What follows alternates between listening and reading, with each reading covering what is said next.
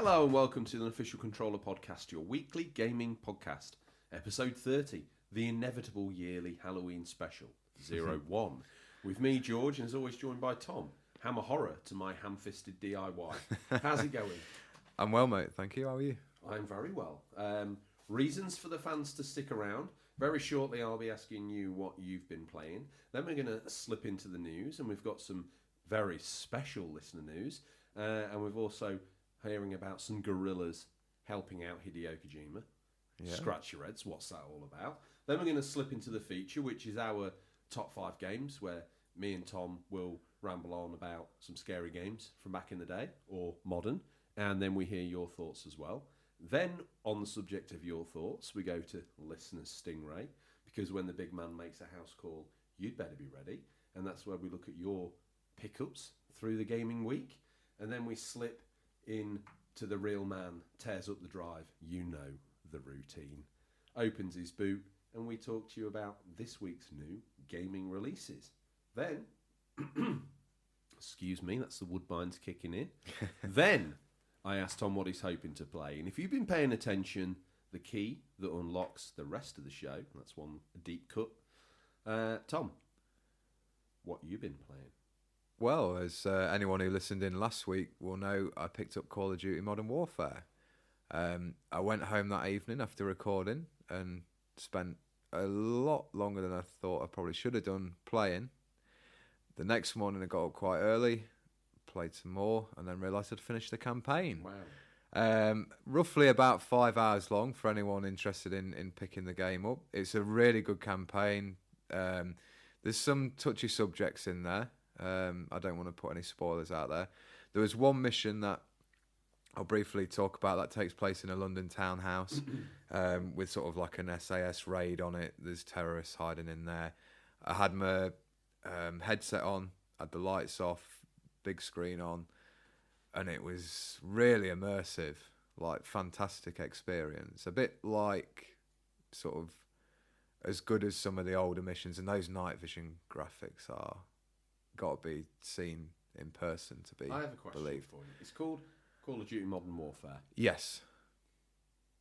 And they've recently done Call of Duty Modern Warfare Remastered, where they high-resed it up and all that. Does any of this, apart from the inevitable pop-up in the Price verse of Captain Price, trademark this damn show, by the way. The Price verse. The Price verse. Does it bear any relevance or any reference to those original games? Does it take your preconception about what you think the story is going to be, having played the original, and then flip it on its head? Yeah, no, they don't link to each other. They are a reboot, but when you get towards the end, when you get to the end of the game, no spoilers, there's a nice little surprise in there that I'm sure fans of the original will enjoy. But it is a reboot. You're making some signals there. I don't know. I think I might know what that might be, but I don't know because I've not. We'll discuss that off air because I'm interested to see what you think. But yeah, it's great fun. Obviously, I've done the campaign, then moved on to multiplayer. Just so you know, if you finish the campaign, it opens up Spec Ops mode, but that was a separate download for some reason. It took a good sort of 4 hours. Wasn't that a PlayStation exclusive as well? The survival mode of the Spec Ops mode is PS4 exclusive, but the campaign actually continues in Spec Ops mode. Quite what that means, I think they're co-op missions, but I'm curious to see how that goes. I've not had a chance to try it. And I've reached roughly level 30, I think, on multiplayer, and enjoying that very much. It's back to basics. The ground war mode is a new mode, obviously, we talked about last week in the show. Enjoying that, but you do tend to die a lot, so until you start getting your gun upgrades and stuff, making it a bit more of an equal fight. Is it better than Apex Legends? The one thing I miss... Is it better than Fortnite? The one thing I miss about the Battle Royale games is you feel like you're always doing something. When you come in off the plane, whether you're playing Fortnite, Apex, PUBG... PUBG. Yeah, the granddaddy that started them all, really. Yeah. I think, in my opinion, that's probably my favourite. I'm keen to pick it up on PS4 because the console versions, when they came out on Xbox, that's how I originally played it. They were very poor in comparison to the PC. It's not free though, is it? No, but it's just I don't know. I did enjoy it anyway. We're getting off subject, but going back, when you're playing a battle royale game compared to the fast-paced, twitchy gameplay of COD, you feel like you're achieving something on the battle royale because you're exploring the map and you're surviving, and you can get to the end of the match by just being smarter about how you play rather than just being good on the controls. So you can think, right, well, we're not going to engage them because we're down to 2 men, or you're on your own, and you think you can pull off a sneaky win sometimes. And I think it levels the playing field a bit more to people who haven't got the reflexes or sort of the shooting skills of a lot of these fast-paced games or fast-paced FPS games. But yeah, enjoying that. Okay. I really need to get back on the Switch and get Link's Awakening finished and Fire Emblem. But yeah, and you've done the prologues or the epilogues of Astral Chain. You don't forget, do you? No, mate. No. Well, so I've got legal. Drop me in this document. Apparently, you're the guy on the show who finishes games. That's what it says. I am. I do try. Adam the artist. We need a T-shirt. I consider finishing the Call of Duty campaign. I'm the guy that finishes the games. So you finished that? Platinumed it? Well, no. I don't platinum many games now. Okay. What else have you been playing? That's it, mate. Yeah, this week. So the last... last 3 biggest games to pop on Switch, you've kind of had a little sniff around the first. I do feel bad, and I've toyed with the fact that I just don't... Maybe even getting rid of the Switch. I just don't have the time for 2 consoles. You can't. As much as I love it, and I don't commute to work or anything, so I don't really have those times where a lot of people play it in handheld mode. I wondered why you bought it. You still rocked up and bought it. I bought that for Breath of the Wild, but bingo. Who's won something? Rad Bash Gaming. Oh, right. Oh. I like what you've done there. Tell me more. We need to do a quick bit of housekeeping, but we'll get to that because I'm going to first ask you. No, don't. No? Throw me down. The listeners come first. Right. Always. This isn't a Tom and George show where people No. tell us how great we are. We involve the listeners. Yeah, so last week we forgot to announce the winner of Before we do that, what's going on with your hair? Oh yeah, you saw me in the car, didn't you? And you were like, I did. What's gone on with your hair? It's got more volume. And More volume. Those blonde streaks that were in it before have gone with no trace at all of where they've grown out. So There's no sun outside. There's no sun evidence outside. to the fact that you've been dyeing little bits highlighting the front of your hair. But this week it's sporting more volume. And I'm wondering, I don't think it's been cut in the however many months this show's been going. So I wonder if you're now assuming that your hair has Hercules-like powers. And if you cut it, your knowledge of games will dissipate. And you'll come on. I was worried I wasn't If you had a finishing as shaved many head, games. You would come on air and you'd be like, PlayStation 4's backwards compatible with PlayStation 2. That sort of stuff. Shaolin Monk's Mortal Kombat's the best game ever made. Still get royalties. Buy it now. What sort of guy Available to says that? download on Steam. Check it out. And with that ridicule being done, we need to do the housekeeping. The loyalist of all listeners this week. So the winner for comment of the month goes to Rad Bash Gaming. Well done, sir. Congratulations. And he's now strapping the belt on. He's delivered a Rad Bash RKO. Yeah. An RBG. An RBG. Yeah. Sounds like an RPG, but he kind of just slaps it on. Nice. Rad Bash Gaming. So Dugan McBain has been laid to waste. Oh, yeah, he stands atop of him with the Smoking Skulls belt. Well done, Rad Bash Gaming. You have won a print. Get in touch on DM and we'll organise getting that out to you. We do believe you're one of our American cousins, so we may need to have a chat with you about maybe sending it in a poster tube.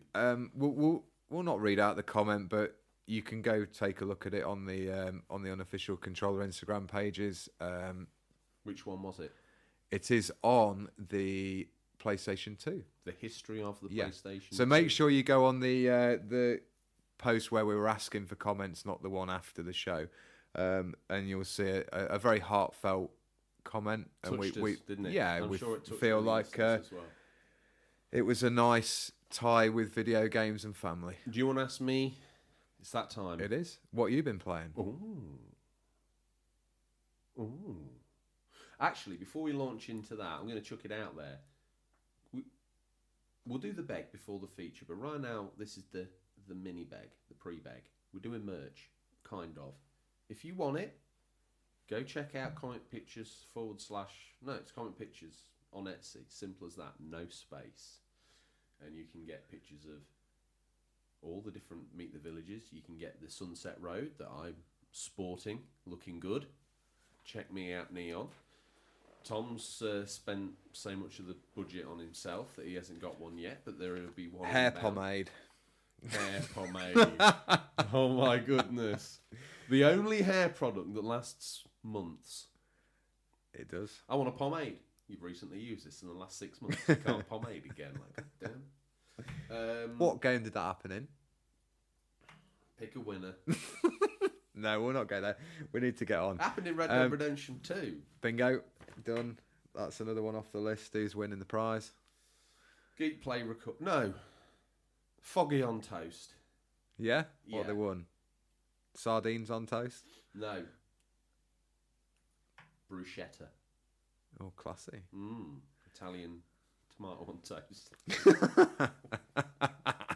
Got basil leaf in it. Live it up, you know. Cultured we are. Very. We need to say a big thank you to Dougie McBain, who's been handing out some leaflets. He hasn't done it yet, as always, Tom. He's not chucked them in the river down by his house, has he? No, well, you know, posted them in the abandoned house 6 doors down. Done all the papers. Wow, mate, nice work. Great work. No, we appreciate He's it. not And been if out. any others of you visit game shops on a regular basis, get in touch and we'll send you some leaflets. Buy games. Yeah. No, Doogie's gone above and beyond. Most, in fact, nearly all our listeners go above and beyond the Call of Duty, and we do. And we do super appreciate. I do, and hopefully you can hear that in my voice. We're still trying to grow the show and make it this great community that we've got the founding fathers of already. The inglorious bar stewards. Yeah, they know who they are. Anyway, sorry. Yes. Shall we get to what you've been playing? Oh my crikey, your eyes are going to melt when you 2 hours in. You ask me what I've been playing. Yeah. Wow. Okay. What have I done? Did I tell you last week I Platinum Concrete Genie? Did I bore you with that information? Probably. Let's chalk it up as another one. Done. Guy finishes games. I'm still known on the show as the guy who doesn't finish games. Though. Very strange. Very, very weird. What else have I done? Done a bit more Transformers. Been a bit of a funny week again. Played some MLB 19. Is that the one you downloaded as the game of the month? Yeah. So I've had to recreate myself in it because although I've played the wheels off 17 and I've got this really awesome career going on with the Cincinnati Reds, unless you've bought 18 and transferred your character from 17 to 18, you can't import from 18 to 19. Oh. When I got 17, you could import all the way back from like MLB The Show 15 or 14. That's pretty good. This is all game on, Yeah. and then you get to that one, it's like this isn't happening. Chief, you're not playing as you in this game anymore. What I tend to do with FIFA is I don't buy them every year, but I'll get one every so often. Would you do the same with MLB? Would you buy, or do you prefer to Knowing get it what I every know year? now, I might buy 18 because I just don't want to not have my little story going on that I've got going on with my guy. Fair enough. Have you played any more Dark Souls? A little bit, but I haven't really sat down this week. I've been away again.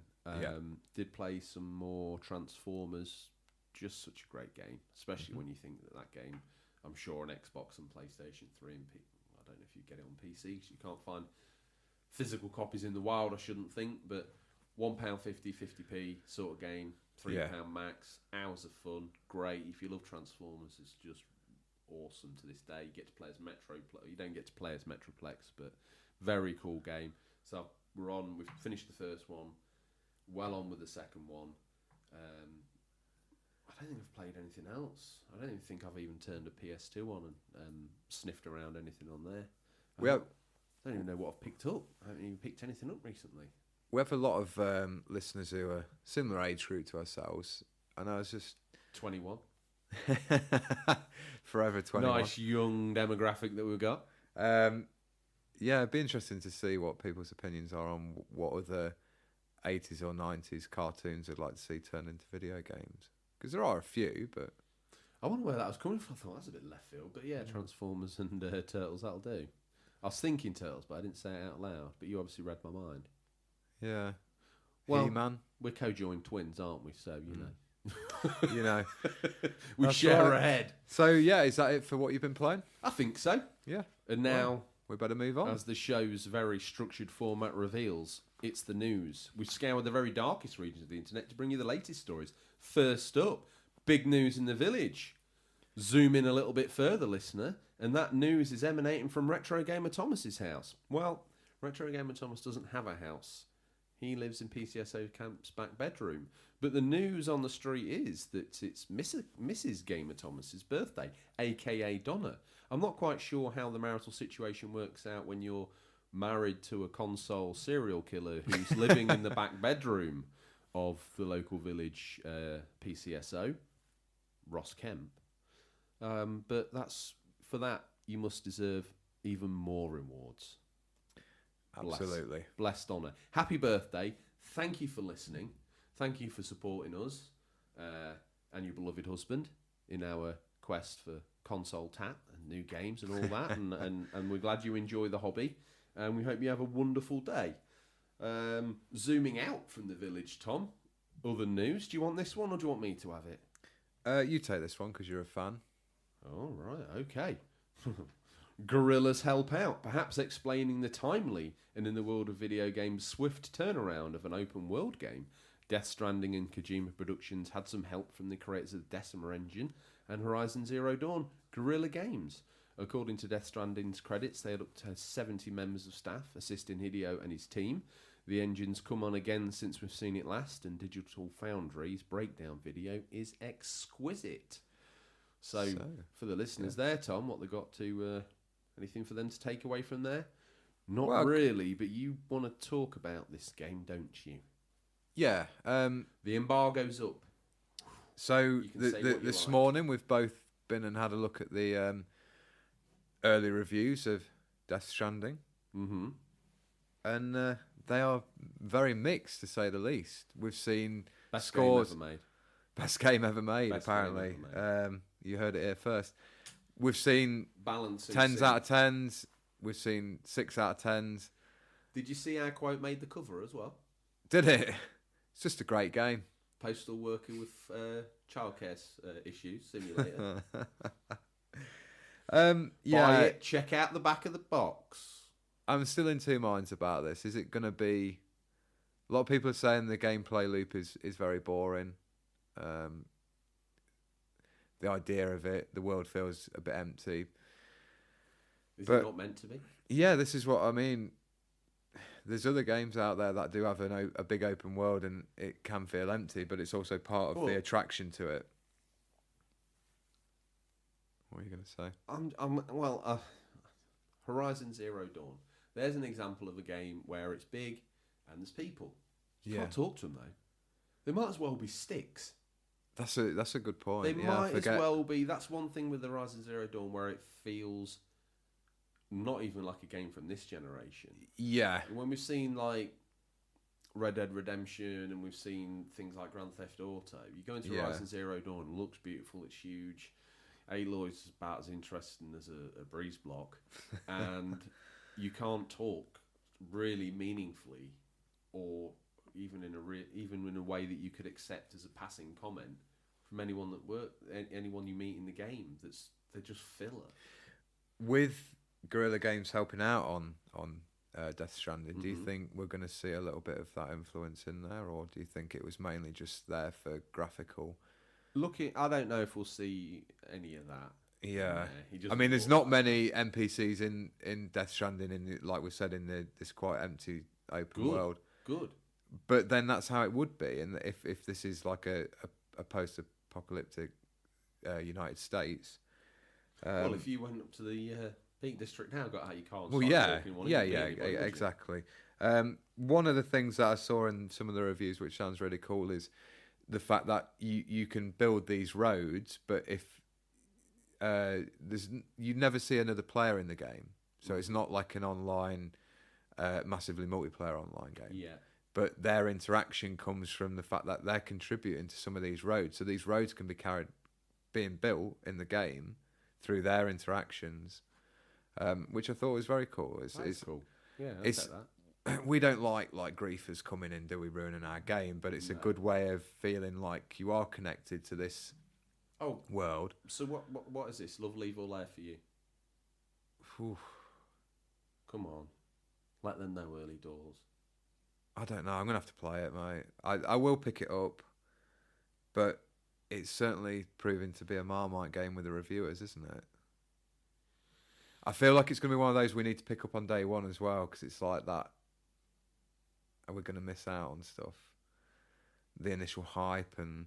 Oh, I'll get it. I'm intrigued. Like I said, yeah, it's like day one. Very you don't interesting. have to know anything about anything to get on board with this. You don't have to play the previous game to get all in on the story. This is like some people say it's clocking in at around 70 hours as well. I'll take that. Yeah. Don't forget, it was only a couple of weeks ago to the day Red Dead Redemption 2 came out. I mean, that suffers a little bit in the middle because a lot of people picking up on Death Stranding these middle chapters. What, Tom? This is a podcast that gets recorded. You do know that you just said that Red Dead Redemption 2 slows in the middle a little bit. Because of it being like a 60, 70-hour game, a lot of games that are that long do struggle a little bit in the middle. Because you trying to get to that end of the narrative. Sometimes the middle can feel a little bit too long, and apparently that's what they're saying about Death Stranding. But let's move on because we want to play it and we want to experience it. Why don't you read out the next bit of news? That's how we're going to move on. Okay. Get your sticks ready. Capcom have announced a mini console of sorts. It's huge and it's basically a large 3D model of their logo facing up with awesome joysticks and buttons with HDMI out, and it's the perfect coin-op experience. These are the list of the games on it.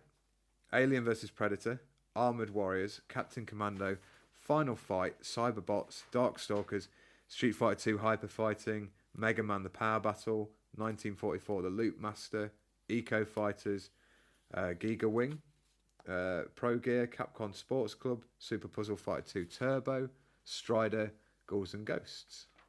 She's a whopping £200 or dollars or equivalent, so you best her been a good boy or girl this Christmas. That's pretty expensive. Have you seen that? I have seen an image of it, yeah. It looks awesome. Yeah. How many gamers are going to buy that just to stick on the shelf?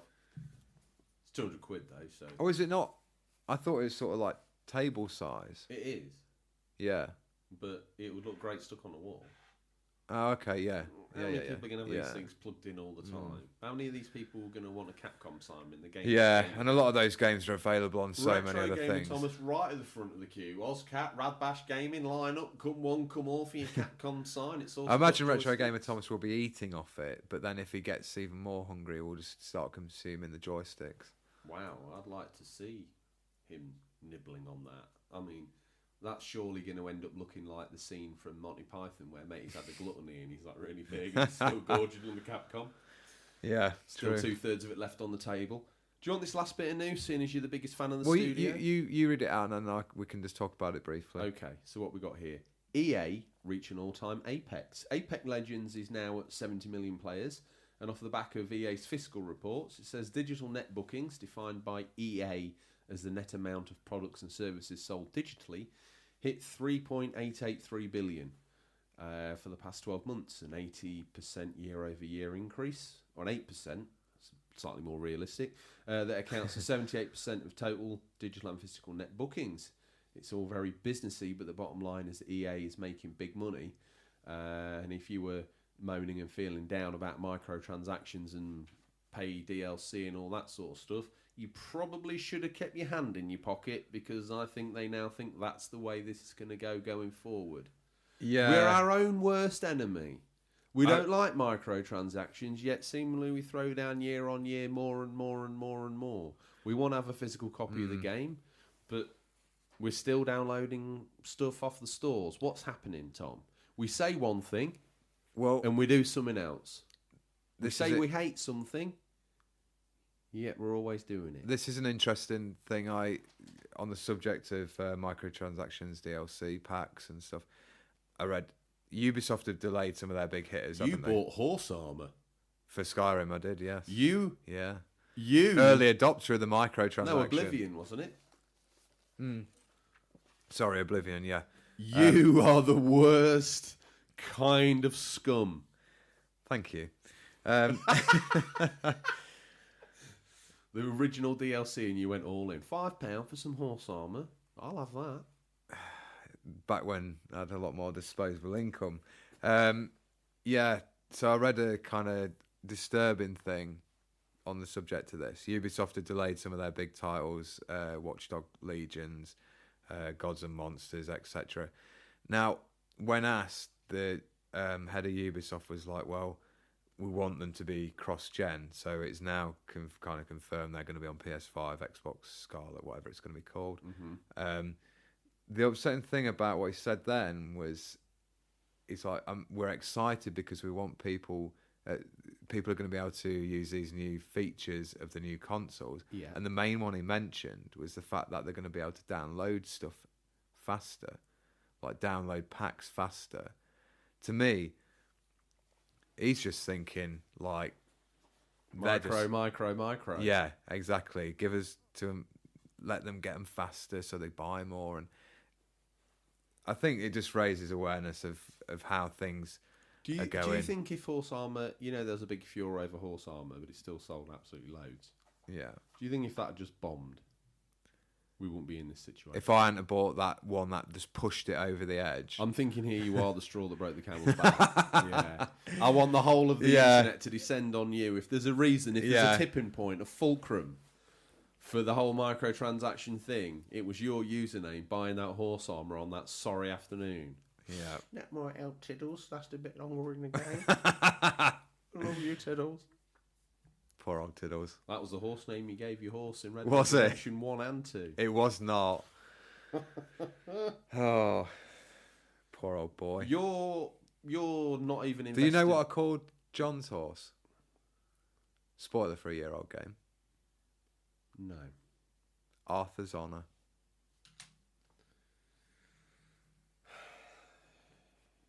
Good old Arthur.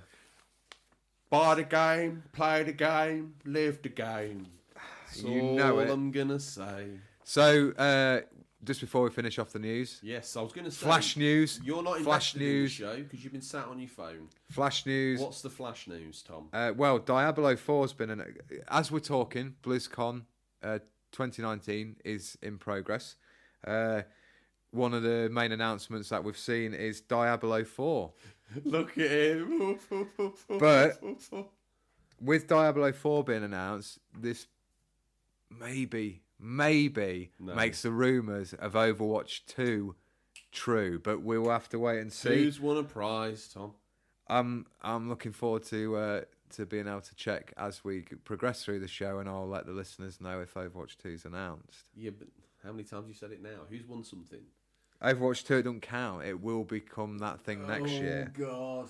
Getting it out of the way now, getting all the mentions in early. So, yeah. Is that the end of the news? Are you done? Yeah, I don't think we've missed anything else. Can we wipe the news's nose? You may. Did we miss anything? Do you have an opinion or take on the news we missed? If so, Tom, how would the collective masses get in contact with us and say, your hair is linked to your gaming prowess? And they are one of those... It's happened. It's happened.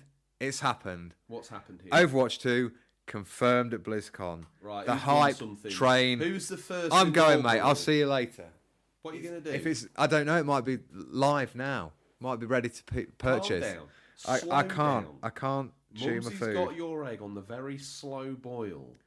You can't descend from the high chair until you've consumed your egg and soldiers. The game will feature story missions, hero missions, replayable co-op modes, hero leveling up, hero customization, Overwatch 2 will also have a new PvP mode called Push, new maps, and a new hero named Sojourn. Finally, you find your radio voice because of Overwatch 2. Toronto, the franchise's first Canadian map, was also unveiled. Well, my year is complete. I am happy. I've had the birth. I've had the birth of my first child and Overwatch 2. Life is great.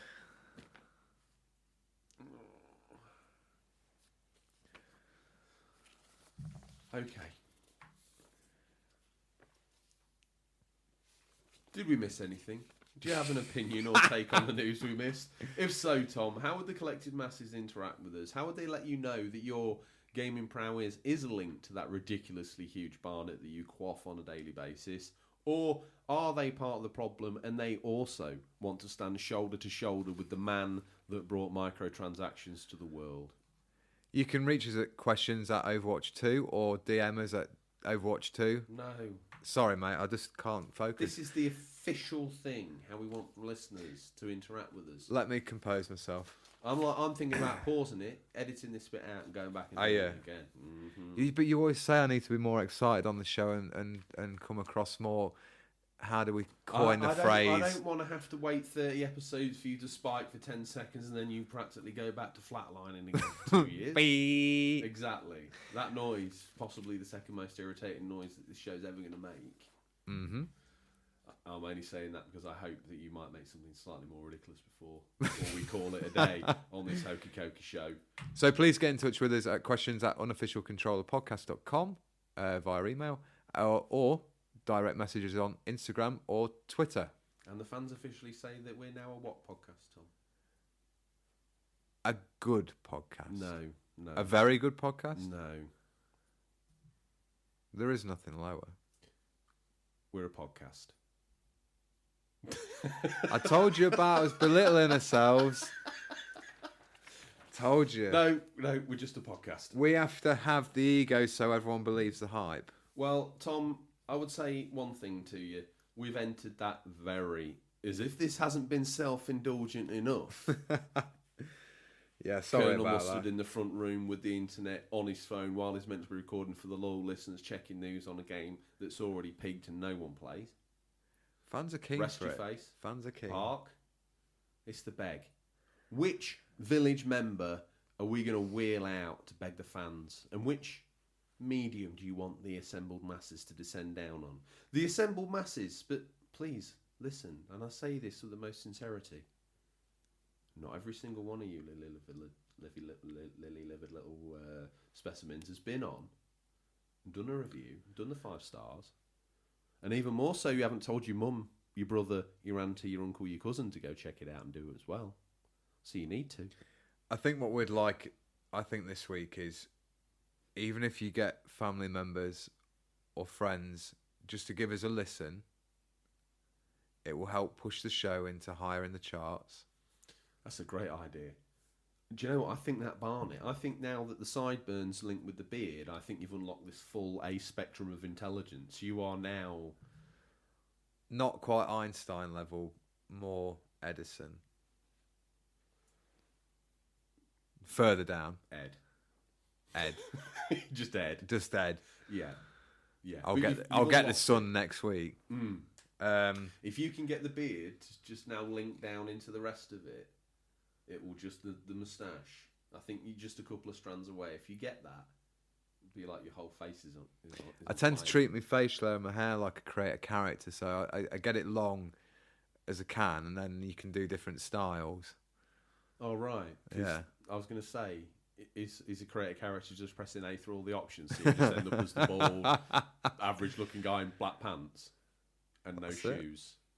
That's how you describe your facial hair and hair. It is. We must get back to the beg quickly and then move on. The beg. So please just get as many people listening, even if they tune in for 5 minutes and think, that's not for me. Or you never know. You never know. Question. You're a gamer.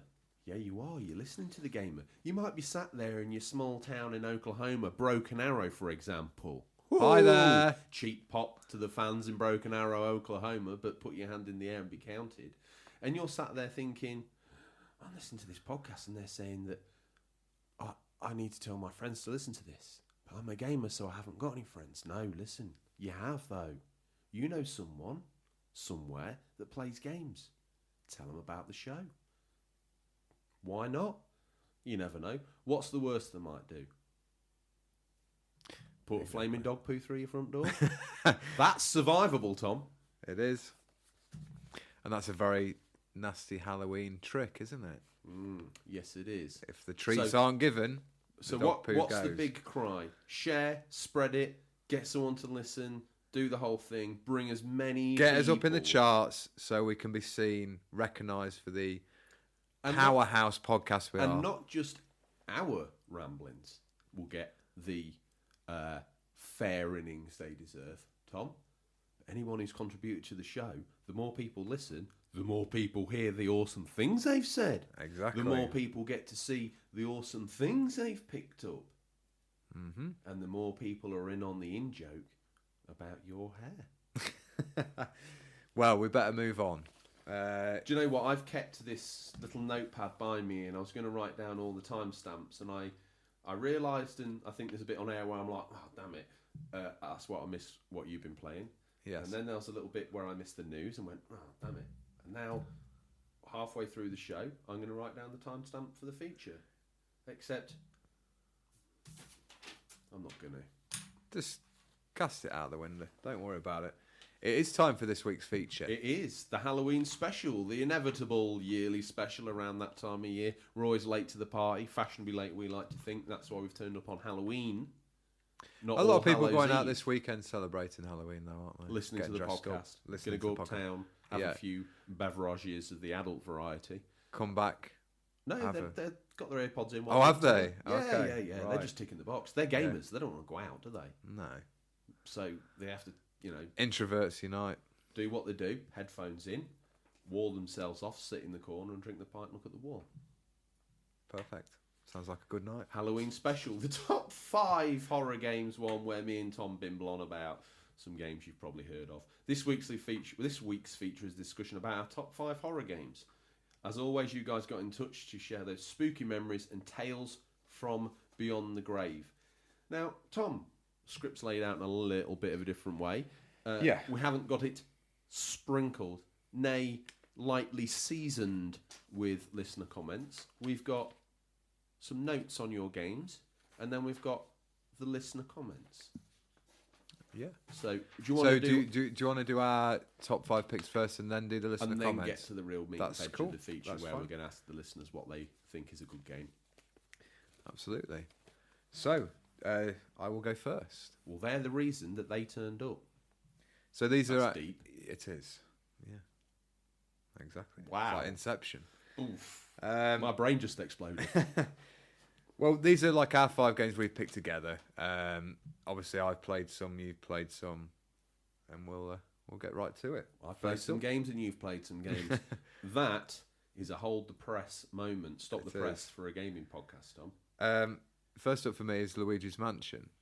Not a terrifying R-rated Nintendo spook fest. where Luigi goes ham with a over and under shotgun. And I tell you what, Tom, I know this game's getting on a little bit now and it was on the GameCube, but I tell you what, if modern day kids could go play that and have never played it before, they'd be terrified. I thought if you were going to pick a scary game on the Cube, you might have picked that Eternal Darkness. Yeah, I never played that. Time round again, that's what I'd pick, but I've never played it, so there you go. Yeah, so I picked. It's not a very scary game, is it? Let's face it, but it's got a good Halloween feel to it. Makes me want to cross one of mine off and put Ghostbusters PS3. You can if you wish. I do what I like. Just stick an honourable mention on there. Well, As we usually we'll call do. it an honourable mention, or maybe this week we give the listeners another bonus game. We were going to give them 5. Always known for value, a little bit like Smart Price at Asda or Tesco Value, the unofficial controller podcast, giving you something extra for free every time. Absolutely. Beautiful. So, Luigi's Mansion. Mhm. I got this as a GameCube launch game. Yeah. Went down WH Smith's, and luckily I had a little part-time job at the time, so I was What able was that to doing? everything. Labourer. Just Just right. labouring. It wasn't for Lady Ponsonbury, God rest her soul, and you literally were her every whim. Oh yeah, that one. I don't put that down on the CV very often. No. Well, it would look a little bit It was like a short stint because she mysteriously... Lady Ponsonbury's Lover. It sounds like the Audi version of a romantic novel, doesn't it? Written by Danielle Steele. Oh, mate. Oh, my goodness gracious me. Yeah. Yeah. She did die. When you felt a bit sore, she did die. Mills and Boone. She died mysteriously. Who? Lady Pons, of course she did. I forgot her own backstory. You're right. Well, I had to spend a little time in court because of that, because they reckoned. And they found your DNA on her nightclothes. Yeah. Yeah. They reckon I was after their fortune. And because Lord Ponsonbury had been overseas, he then came back and he was like, what's going on? And I was like, well, I kind of thought I was going to take over the big house, and it's not happened. All right. So, yeah. Tragic times there. I actually think that little segue is far more interesting than anything you've got to say about Luigi's Mansion. Yeah, absolutely. But it's Tom's Nintendo. quest for a mansion. Oh, well, it's your... Crikey. If we'd had our time again, we'd have made James put that in the script. Edit it and do a laugh track. Never mind. So, yeah, I marched down W.H. Smith's, picked up a GameCube at launch. I got Wave Race, Luigi's Mansion, Super Monkey Ball, Rogue Squadron, should I say. And I went home, tried out all the various games. Luigi's Mansion was the one that impressed me most graphically, along with probably Star Wars. Was there a Mario launch game on the Cube? No. For the Halloween special, I'm asking all the big questions. That came with Mario Sunshine. I'm trying to think how many. I think it was nearly a year after. I might be wrong. But anyway, we're here to talk about Luigi's Mansion. We are. So it's younger brother's first big outing, really. His standalone game. You mean of Luigi? Course. Not Joe. Yes. Yeah. Yeah. It was sort of a big step for Luigi, and the role reversed. He was rescuing Mario. That's right. And it features basically Luigi strapping a vacuum to his back, the Look at poltergust. terror on my face as my hand hovers over the explicit lyrics when you say stripping and strapping. I'm like, oh my goodness. And he was basically going around this mansion hoovering up ghosts and sort of mild puzzle elements, and not a particularly long game. I think about 8 to 9 hours. I don't suppose your next pick's going to be Grabbed by the Ghoulies, is it? No. Oh, no. okay. There's a game from time ago. Another deep cut. Luigi's Mansion, a great little game. It's spawned a couple of sequels. Luigi's Mansion 2, the new one out now, 3, which I'm hoping to... What was 2 on? It was on 3DS. It wasn't tagged 2, though, was it? It was tagged Luigi's Mansion and then words to suggest it was maybe like a rework of the first one, but not a genuine sequel. Yeah, Luigi's Mansion Dark Moon. Right on the tip of your tongue. Yeah, it was. Mm-hmm. Yeah, being on the 3DS, I don't think it was as well received as it could have been on a Nintendo home console. I've distracted you. Get back to the GameCube one. Is it any good, yes or no? Lovely. Yeah, absolutely. You've brought it here, you're going to love it. Absolutely. Okay.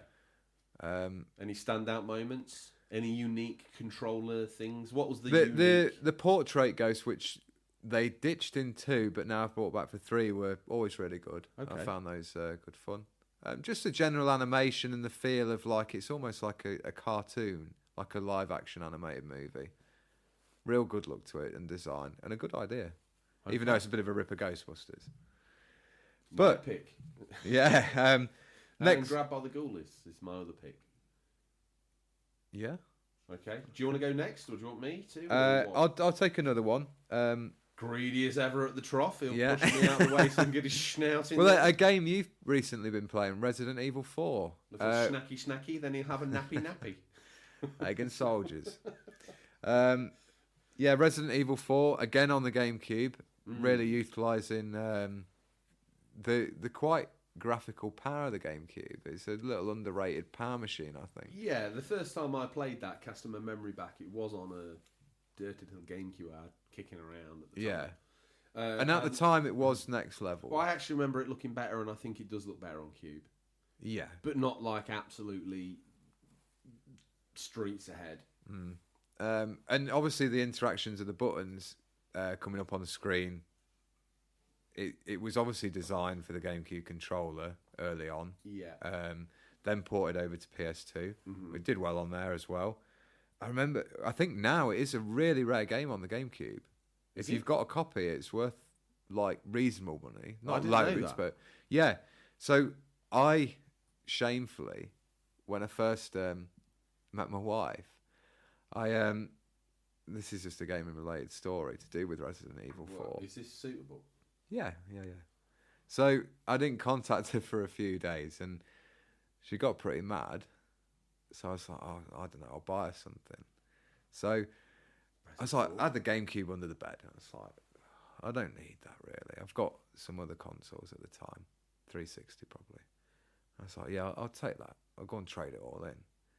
They must have seen me coming at CEX because I took it down. I was taking all my games I had for it. Must have been probably 15 games there. Oh, God. And now I look at how much it's probably worth if I had it and sold it. I know all. the person that was probably serving that hoovered all those up as well. Yeah. I do remember thinking, the look in their eyes, they were like, oh yeah, these are really good. And just thinking, yeah, they are really good. And I didn't realise that till a few years later. And Resi 4 was in that list, and obviously it's now gone on to be... it's not like a £100 game on the Cube, is it? No, it's not. But I had some other rare ones in there. Day of Reckoning. Twilight Princess HD. Not HD. Twilight Princess on GameCube is worth a fair bit now. I think it's about 50 quid. But Resident Evil 4. Let's get to this reason. The Halloween special. We are rambling tonight. So it alters for the first time the standard Resident Evil gameplay of the fixed perspective. Goes for an over-the-shoulder camera, which at the time I remember you saying you didn't really like, but I know you've come around to it a little bit more. You play as Leon Kennedy. Well, it's a case of having to. They're not going to make one like the old style again, are they? It is. You're tasked with rescuing the president's daughter. Standard game. I hate that little trollop. Ashley. Yeah, there's a mission where you play as a... missions where you have to keep her alive. Yeah, very difficult. She's such a melt. I just remember really loving it from the get-go. It felt, in that village, felt real intense. And Farmerton, yeah. With the guy... That initial terror as well, because remember, like, this is going back to a time where we didn't really get to see much of games before they came out. And you're there playing away, you're in the village, just like picking off a few, and then it suddenly starts picking up the tension and the action, and you hear the chainsaw rev, and you're like, oh my God, what is that? I'll level with you. Like, obviously, I haven't really found Resident Evil 4 that scary. I found like a cool location. I found the character design pretty cool. I found the controls a little bit sloppy. And it's some good of the to have gameplay loops not that great. Yeah, but saying that, I can imagine when that first launched, where there were times where it probably looked to a gamer at the time, and me or you, photorealistic, and when you've got a game that's burning the white hot edge of what's capable on that console, and nothing else around is touching it, you haven't been spoiled with 4K visuals and all that. That's actually quite a builds attention, probably relies on jump scares more than anything. But it's still got enough stuff going on where it can get in your head a little bit. It was a way you could like interact with stuff around the village. Like you could use the ladders, and you could push cupboards in front of doors to slow them down. Then they'd eventually break through. I know it all seems very like old hat now, but at the time, Resident Evil 4 seemed to come out of nowhere. It's like this is like one of the best games there'll probably be on this console. Prior to that, they're sort of... They were dwindling, weren't they? Well, their transition to where it was going... I don't know. I think Code Veronica did some gangbuster numbers for PS2. Yeah. I mean, it just felt like it kind of drifted away from memory. They brought Resident Evil 1 Remake and 0 on the GameCube, and then everyone was sort of like, oh, what's 4 going to be like? It was completely different, really. Yeah. Other quick memories, meeting the stranger for the first time, with his assortment of weapons you could buy off him. You say about the inventory management, I quite liked trying to get his suitcase, like seeing what else could fit in there, mixing the herbs, attaching scopes to guns, and It's quite a cool little mini game that got its own loop in itself. because you have to kind of think, well, I could get rid of that, but It's like a I might really need that. slow version of Tetris. yeah. Great boss fights, especially at the time. I know you say the one in the lake is a bit not great, but I remember just thinking that is awesome. Like chucking the harpoons at the creature and then it coming out of the wall. Well. As in, I am really curious to try the game.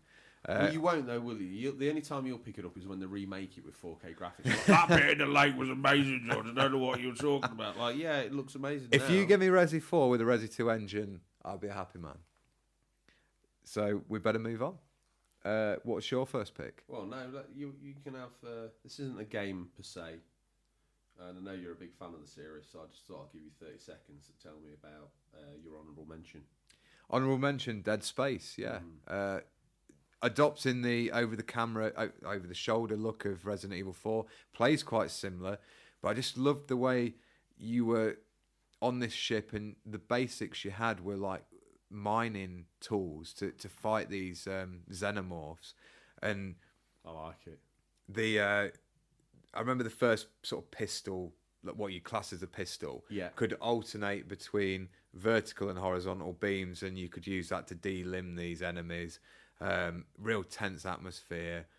It reminded me a little bit of like the Alien series.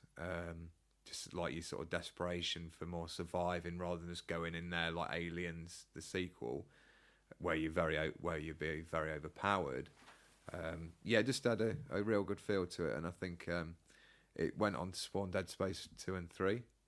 Yeah. Played 2, never played 3, but 1 and 2, excellent games, and if you've not played them, definitely worth picking up. Okay, my turn. Resident Evil 1. Predicted it several episodes ago. It will be here. It's here. Published by Capcom, released in 1996 for the Saturn and PS1. Developed and directed by Shinji Mikami and Takuro Fujiwara. It's a remake of Sweet Home, a horror game for the Famicom. Is it? Nice. Man with the facts as always. And we never got to play Sweet Home on the PlayStation because that name had already been used as a DOS game in Europe. So they changed the name to Biohazard and Resident Evil. When that game first came out, Tom, it even pulled my dad in. You know, it's a looker when Dad comes in. Yeah. Right? And Dad came in, I remember him, he got, first of all, what's this? And you'd show him, and I was walking through a bit of the level, and then he realised that there was an element of puzzle involved. So he was like, oh, this is a bit clever. And then I think me and him, he stood in the background because for some reason at the time I had a TV on a stand like really high up, and he like you're in a doctor's waiting room. Yeah, and I used to stand up and play it, and he would stand next to me. I don't know why it would be, how such a god awful situation ended up like that, but there you go. That's how we played consoles back in the day. Stood up, craned the neck. But that game, from the get-go, it felt like it was something special. And we go back, like I poke fun at you in Resi 4, and if you went back to play Resi 1 now, it would be a giggle fest. And I think it's a 15 or an 18 rated game, but if you were to put it back out there as a recertification now, if it didn't have any swearing in, I think it would probably get a 12 or a 7. It's that cartoony, but at the time we hadn't seen anything like that, and some of the FMV sequences where it's like the zombie turning around, where it's just a black screen, just his face. I did notice in doing some research for the show that I found that like slightly weird at the time, but looking at some of the sort of touches that they used in Sweet Home, I then thought to myself, I wonder if that's like a nod to that. Yeah. Because that's very similar to how they show you the baddies coming on, the baddie's dad, on this Famicom or NES game. Fascinating. At the time, everyone remembers walking down the corridor and the dogs jumping in through the glass. Spoilers for a 40-year-old game. Tom's like, "Oh, cut that out, please. If someone's not played the original Resident Evil, I don't want to get any hate mail." I'll run the risk. And to be fair, if it scares get in line. Yeah, if it scares them to this day, full power to you. Yeah. A good game. and I enjoyed it from start to finish. It was quite tough. Probably the first sort of game that 3D sort of game I played that had the puzzles in it that were kind of old school from the point and click style, but you would manually input these things. And again, it was the weapon management. You always seemed to be about one round short of what you needed to clear a room, so it always descended into a pretty nasty... Trying to escape and get out of there. You're fighting the tank controls and you're trying to spin round, also sort of... survival horror. And stab and... Yeah, I suppose so, but if you were in that situation in real life, you would probably make it that more difficult by walking around in a straitjacket. You know, that's the kind of level of like... Now it's survival horror. It was pretty survival horror in the first place. I'm in a mansion with a load of sort of zombified dogs and people. My memories of this game, again, GameCube with the remake. I've never played any remake. I think you would really. I think that would still stand up well because of the pre-rendered backgrounds. The original pre-rendered backgrounds. Yeah, they have not stood up very well. But I think, I don't know. I'm really gonna have to. Some of these I talk about. I really need to check out some YouTube videos just to see how they've held up. Of course, the YouTube, because you would never want to play them properly. I don't have the consoles you have. I can see the PS1 Mini go in your house, and we're going to do a feature called Tom Plays an Old Game. I like it. Keep it simple. I did like the way Resident Evil 1's mansion... T-Pog. T-Pog? Oh, is that another trademark for the show? Along with Price First? Yes. So I did like the way the mansion in Resident Evil 1 is like very layered. There's just so many different areas that you keep getting to. I don't know why I chuckled. It's just that layered sound like the way you would say layered normally. Yeah. Layered. This sounds like lad. Like lad. Lad. In the lad. Bit of a lad. So is that what you got to tell me about that? Yeah. So sprinting to my next pick. Terrified. That's how we'll have to do the listeners. Crashing through the wall this week. We'll do lots of horror innuendos. Yeah, but he's in as well. Okay. He was at the top of the show because... There was PCSO Kemp, Donna, and Retro Gamer Thomas with a little triangle. Adam the artist, get your easel, okay? It's Mrs. Retro Gamer Thomas's birthday. PCSO Ross Kemp sat with a little triangle hat on his bald head. So's Retro Gamer Thomas and Mrs. Thomas. Feel free to draw her however you want to. Probably get in touch. Yes, that's right. Get a picture, do it right. And they're all sat around a console nibbling, or a cake that looks like a console, so they can all partake in his little hobby. What do you think? I like it. Okay. I like it a lot. Hopefully Adam Knight has heard that, and we can post that. It'll probably take him a couple of months. That's going to be like the Sistine Chapel, that one. Is it? That's the Renaissance art. Renaissance art, that's what we're going for. Yeah. Okay. What's your next pick? Kemp as a Renaissance art cherub. It's just the best thing ever. What's your next pick? BioShock, released by 2K great. Games. I believe it was an exclusive on the Xbox, the old Xbox 360 and Windows in 2007. Developed and directed by, some would say, the sublime and unrivaled Ken Levine. Spiritual successor to System Shock, using many of System Shock's original team. Set in the underwater. Sorry if I've offended any of our... Oh, actually, we do have listeners in the Netherlands. Apologies to all of you. Set in the underwater city of Rapture in 60s, a utopia gone feral, addicted to all sorts of weird genetic upgrades.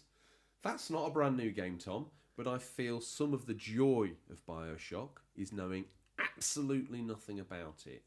So I don't want to spoil too much, but what I want to say is, when that came out, I was absolutely terrified. It was a demo, wasn't it?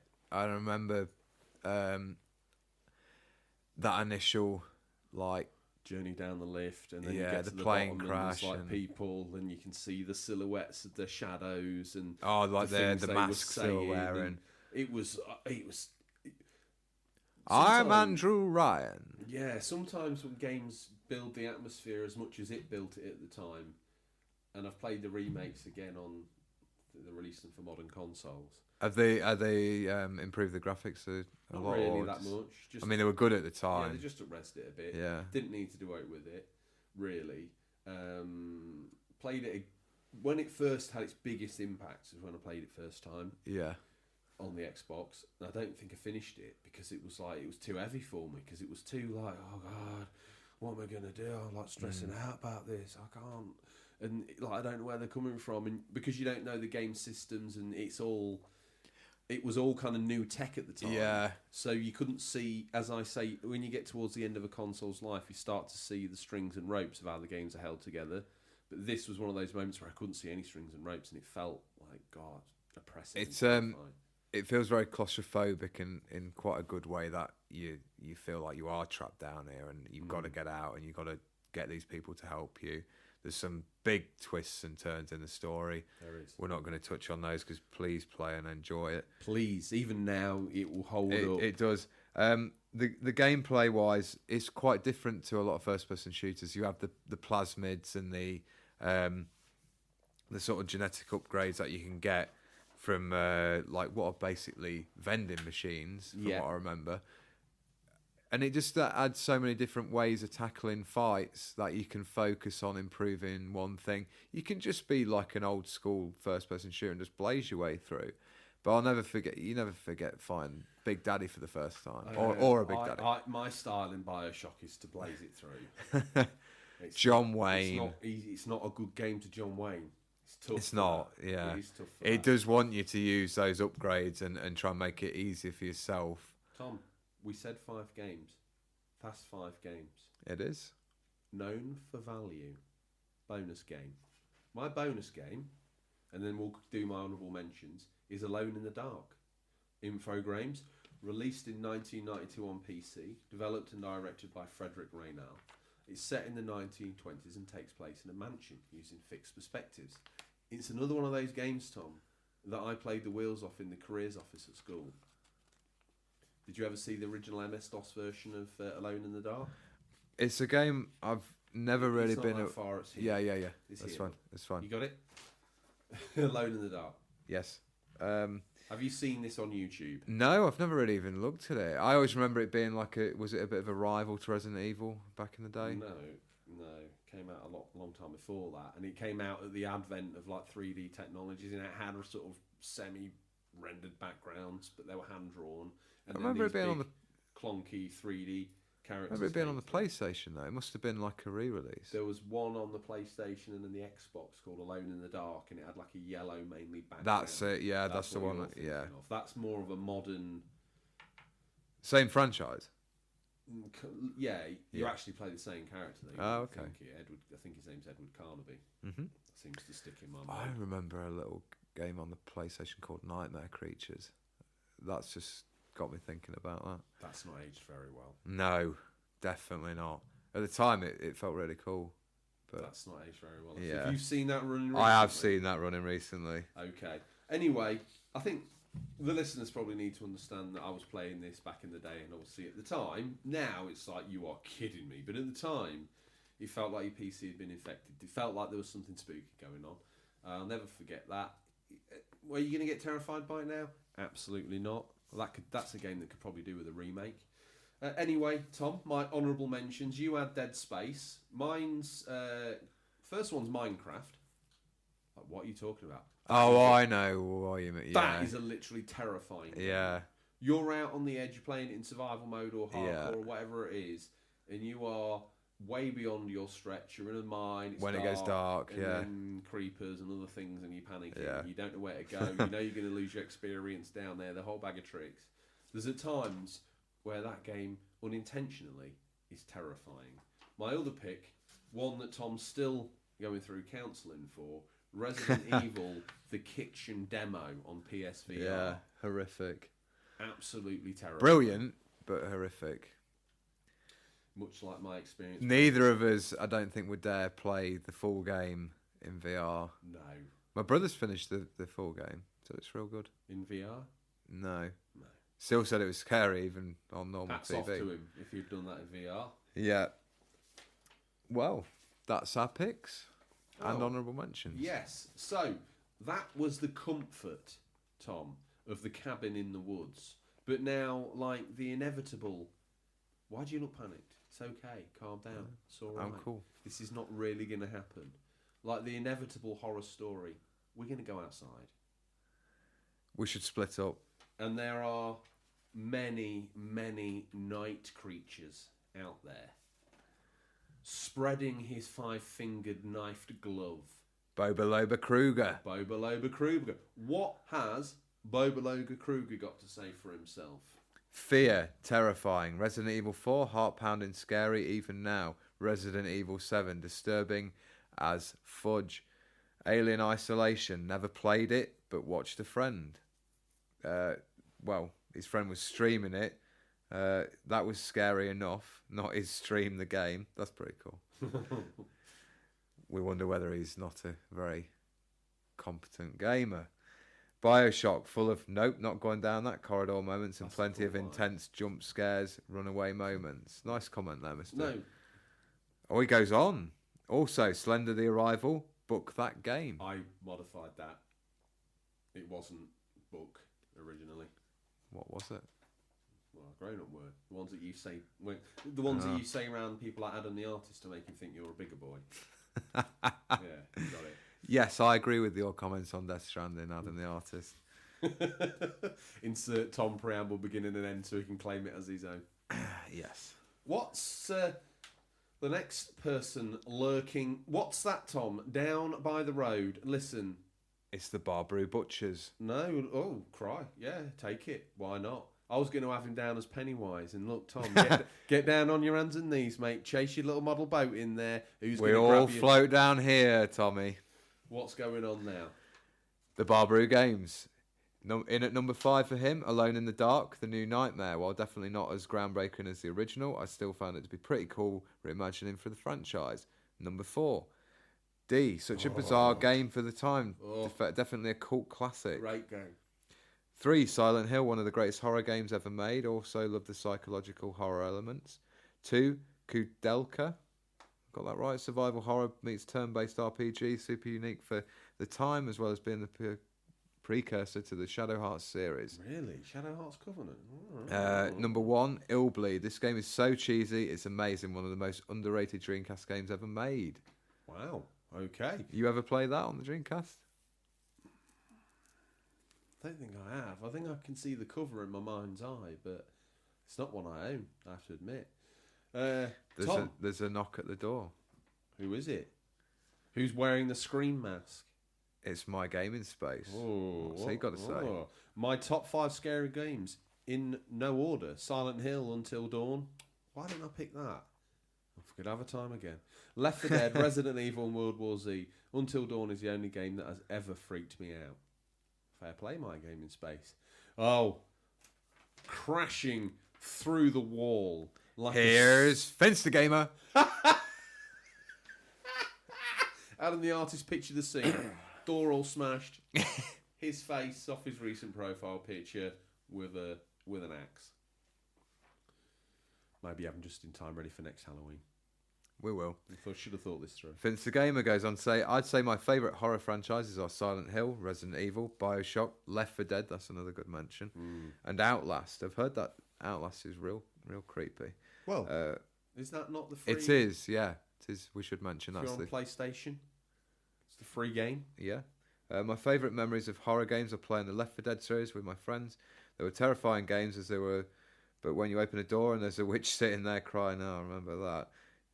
Your heart stops and you don't breathe. We'd all turn off our torches, lower our weapons, and slowly back out the room. Then, of course, one of us would think we were funny by setting the witch off by shooting at her, and everyone would bob themselves and run in different directions like idiots. Oh. Well, this person's a new listener, so coming in as the teenage scream queen that's inevitably going to get killed off by the next legend of horror. New listener, Chronicles of Gamer. I would definitely say PT, as now it's infamous, the Silent Hill franchise, even though it's over. Resident Evil franchise seemed like it crawled out the grave recently and it's been on fire.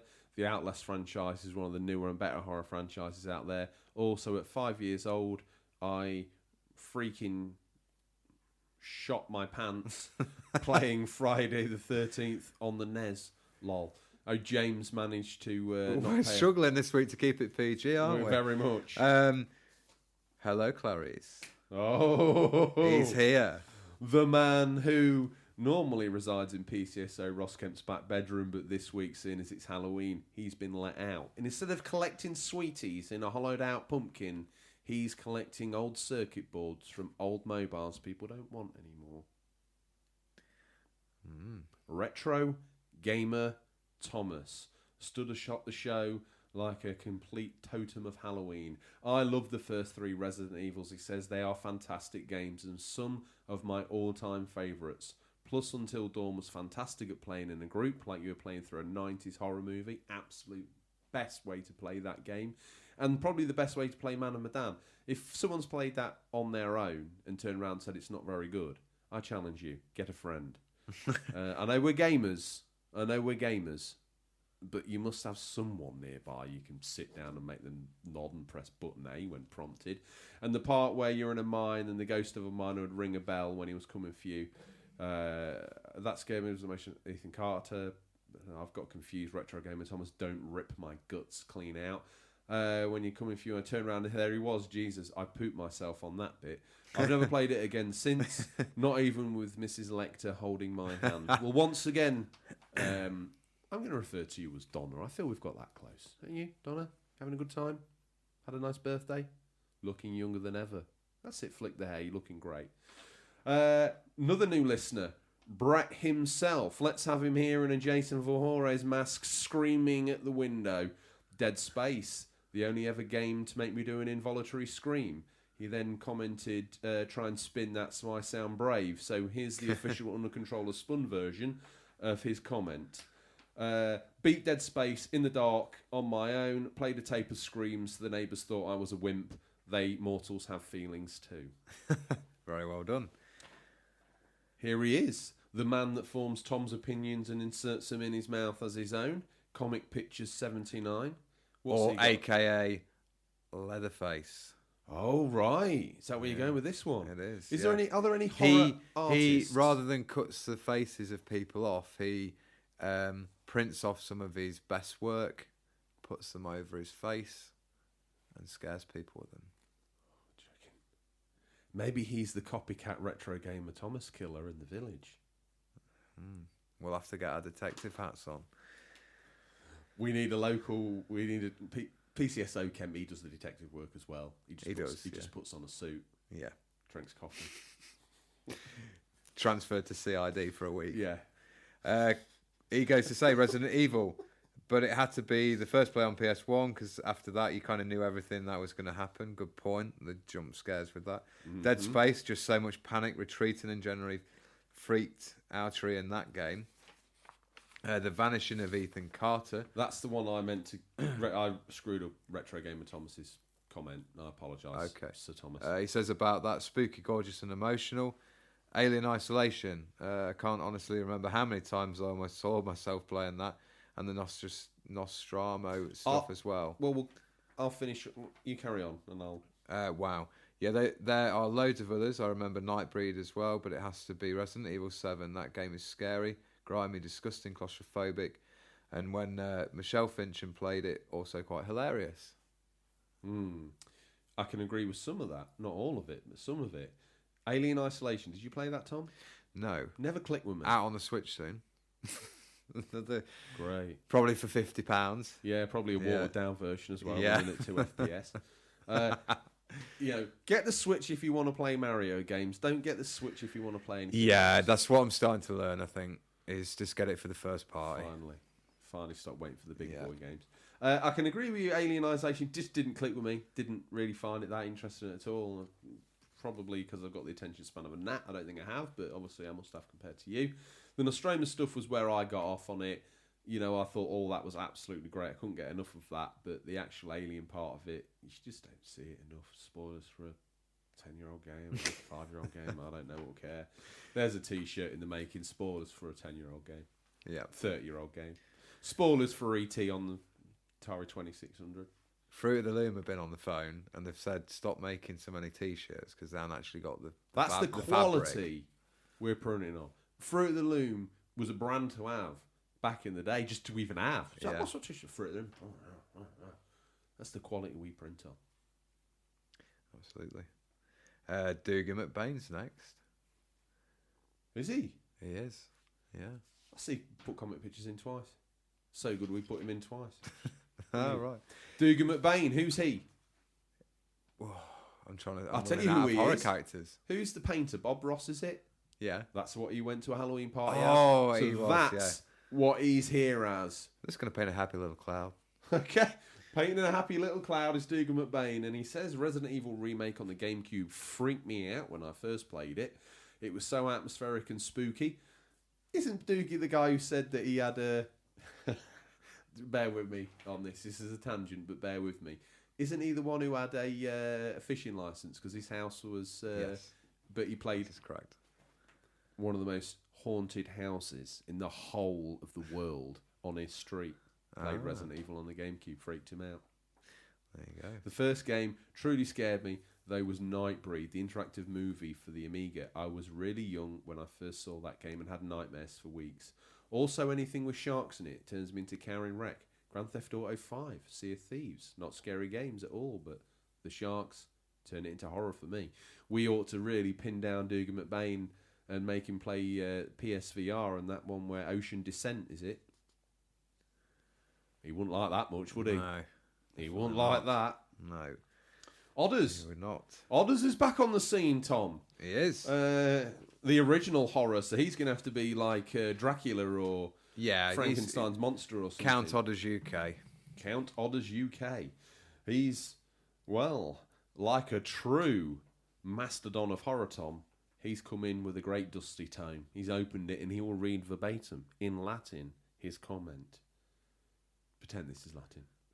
Scariest games in no particular order would have to be 1, Until Dawn, Rush of Blood, VR Ghost Train Shooter. The moment that most freaked me out was when you were making your way around and there are pig carcasses hanging from the... That game is pretty scary at times, I have to admit. And So decapitated pig heads on shelves. Is this a separate game to... Yeah, completely. Yeah, okay. It's a ghost train ride set in the with stuff that goes on in the Until Dawn game, featuring the different levels that you're on. Yeah, that's cool. Really well done. Some of the stuff that happens, it makes you feel really uneasy. Anyway, we get distracted. Your rickety cart rattles its way around this bovine death maze. I love it. There's a unofficial controller line, if ever there was one. When suddenly all the carcasses and heads burst into life and start screaming, yeah, that is the bit, and squealing as they thrash around like they're trying to escape. This would be pant-fillingly scary anyway.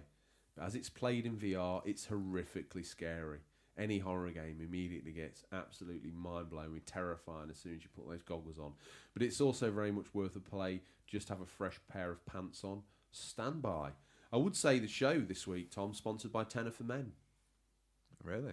Yeah, so they're the ones who've paid for your bouffant styling and pomade this week. Thank you very Resident much. Evil 2 remake because of one-man-stroke-mutant zombie thing, Mr. X, having him relentless pursue you around the Raccoon Police Department, hearing his booming footsteps echoing throughout the building creates a huge sense of unease. As you know, that the rooms that usually provided safe respite in the original from him are no longer safe. 3, Splatterhouse 1 and 2. These games freaked me out as a youngster due to the OTT gory graphics and viscerally violent gameplay as you splat, chop, bludgeon, blast, and punch. Odders, whenever James next takes a holiday, you're going to come down to Farmington and live in the unofficial controller bunker with me and write the script for a week. And chop, bludgeon, blast, and punch all manner of hideous monsters while making your way around the West Mansion to save your girlfriend. As much as it freaked me out, it didn't stop me from loving the games, and they remain some of my all-time faves. The remake was all scary as hell, but for the wrong reasons. It was broken, buggy mess. Alien Isolation. Being constantly pursued by the alien once it catches you are forced to experience Amanda Ripley's death through her own eyes. 5. The game that Tom should have picked if that bouffant really was a substitute for his gaming knowledge. Eternal Darkness and Sanity's Requiem, fourth wall breaking antics such as having the game make you think that your game data had become corrupt and you'd lost your save when your sanity meter gets too low was a streak of genius, Tom. That's pretty cool, isn't it? Very cool. Yeah. Yes. Like I said. I know a lot of fans want to see another Eternal Darkness from Nintendo. Right? Talking of things a lot of fans want to see. The man, the legend, the man that's... The puzzle master Jigsaw Harvey Retro. Wow, because he's such a horror man himself, we thought we'd let him send us to the bridge. Do you want it, or do you want me? I'll go. Okay. Harvey Retro, my top 5 scary games are Nightbreed on the Amiga. I was too young to see a scary vampires call me meat and chase me. Resident Evil, in at number 4. Sounds like a scary night in Farmerton, Tom, when Lord Ponsonbury's had a little bit too many gins and spent a little bit too long on the teen section of the underwear page in Kay's catalogue. Number 4, Resident Evil. At the time, wandering around the spooky corridors with little ammo in the original game was tense and frightening experience. Number 3, Outlast. First time in ages, a game I found generally scary and expertly crafted for an indie game. 2, Silent Hills demo. PT Silent Hills demo. I don't think I've come across a game and experience as scary as this was. Really got under my skin. Shame it never became a full game, but many have been inspired by it since. That Silent Hills demo, was that a VR experience? No. That's that PT one that people talk about where the girl follows I you think and I remember watching it. I just can't remember. I thought, for some reason, I had it in my head as VR. But I think I'm getting it mixed up with the... There was a time where some PS4s were selling online for ridiculous amounts of money because they had the PT demo downloaded. Oh, right. I know. Didn't that... It had the guy who is now in Death Stranding in it as well. Didn't it start out as that was the project that they were working on? Yeah. And finishing off for him, number 1, Silent Hill 2. This is my favourite game ever, and at the time it's so many emotional notes, not just fear, but sadness, joy, and more. He goes on to say, some of the deepest stories I've experienced in a game. All the demons were symbolic. Everything meant something. The iconic pyramid head, the weird, sexy nurses, they were all personal to James, and they made it so incredibly tragic. Keep up the great work, guys. He's saying thanks, that to me Harvey Retro. Yes, thank you, Harvey Retro. While we scramble out of your jigsaw trap in this pit. Well, that's the... Unlike most horror films, Tom, we've put Harvey Retro to bed. He's not going to wake up halfway through listening to Stingray and stab your eyes out. It's okay. We're safe. We're safe. We're Good. reaching into the inevitable yet warm feeling that listener Stingray gives, Tom. Listener Stingray. When the big man makes a house call, you'd better be ready. These guys got in touch to show us their pickups from Stingray's boot. You can too. Just hashtag Stingray's boot on Instagram or Twitter, or email us at questions@unofficialcontrollerpodcast.com. And if you're too young to have social media, like some listeners have been, send us your pickups to questions@unofficialcontrollerpodcast.com, and we shall upload them for you, dear listeners. And remember, guys, no multiple shots this time. Yeah, here's Tom's rules. By the way, I mentioned it at the top of the show. I thought about it, but I don't know if I said it out loud. First listener to appear in Stingray's boot wearing some unofficial controller merch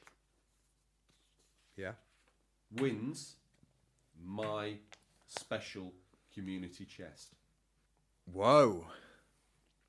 The a floor, great prize. The floor sweepings from Newton's side of the bunker. What do you think about that? Well, the listeners don't know about Newton, do they? Who is he? We can't spoil it too much because he has lived in the bunker while since we started the podcast. And seeing as it's Halloween, we maybe ought to tell people about him. Okay, well he's the small cousin. He's the third wheel, isn't he? Really, he is. He does the manual labour of the show. Well, you know twins. Yeah, like me and you are like the Arnold Schwarzeneggers. He's the Danny DeVito, and he's the Danny DeVito. Yeah, he's incredibly strong. He's tiny, but he's strong. He's like a. He's still got. I think he's still got maybe one chromosome or not, and he's very close to a monkey. Yeah, you know, like we're only one sort he's of genetic part strand Neanderthal. Away. That's what I'm saying. That's where he gets his strength from. Yeah, he's got real tight core muscles. You think he's not going to be that big, and then he snaps you like a twig. So he's down in the. We don't call it the sweatshop because that would be wrong. It's a merchandise production area, and that's where he's making the T-shirts and the community chests and the stickers and the business cards and the flyers. That's what he's doing. He's whittling fake Fruit of the Loom tops out of a combination of his own hair. He's on one of those old machines that we can't provide him with anything. We don't. We haven't got the money. No. It's one of those machines that we get distracted. This is not to water down the fact that the floor sweepings from our third wheel, the sloth of the show, the guy that hides down eating baby Ruth. Newton. That's not to say the community chest that he's going to produce is going to be terrible. It's going to be good. We will vet it and police it, won't we? We will. He's got the heart. I tell you what, out of the artist's notebook, he's literally burgeoning this week. Like, how many characters? I've only got so many colouring crayons. Only 2 this week: Lady Ponsonby and Newton. I think there was another one. No, because he's going to have to find time to do the Sistine Chapel roof. It was just additional. It was just existing characters. So we like to bring more cast members in, and obviously we will have a big village accident. I like to imagine, this image I wanted of Retro Gamer Thomas and his missus. Yes. He's actually painting that in the village hall's roof on the ceiling. Love it. We better move on. Stingray's boot. We're dragging first on the up, section of the show. So what? The first we've got listener... a new listener. Got a new. No, we have, yes. Booter. We've got a new booter. What a great guy. We've stumbled across this. They're now called booters, by the way. That might be copyrighted. Okay. Tooty Booty. If you've not seen his videos on YouTube, check them out. Has he got a good lawyer? Not as good as ours. Let's face it, Tom. We've seen off challenges from Microsoft Legal. Not a problem. Blizzard Entertainment. You can't say things like dusted it off like we're bothered. Bring it on. We don't sweat him. We're not bothered about his lawyer. Mikhail Rep from Moscow, Russia. I hope I've pronounced your Instagram handle right.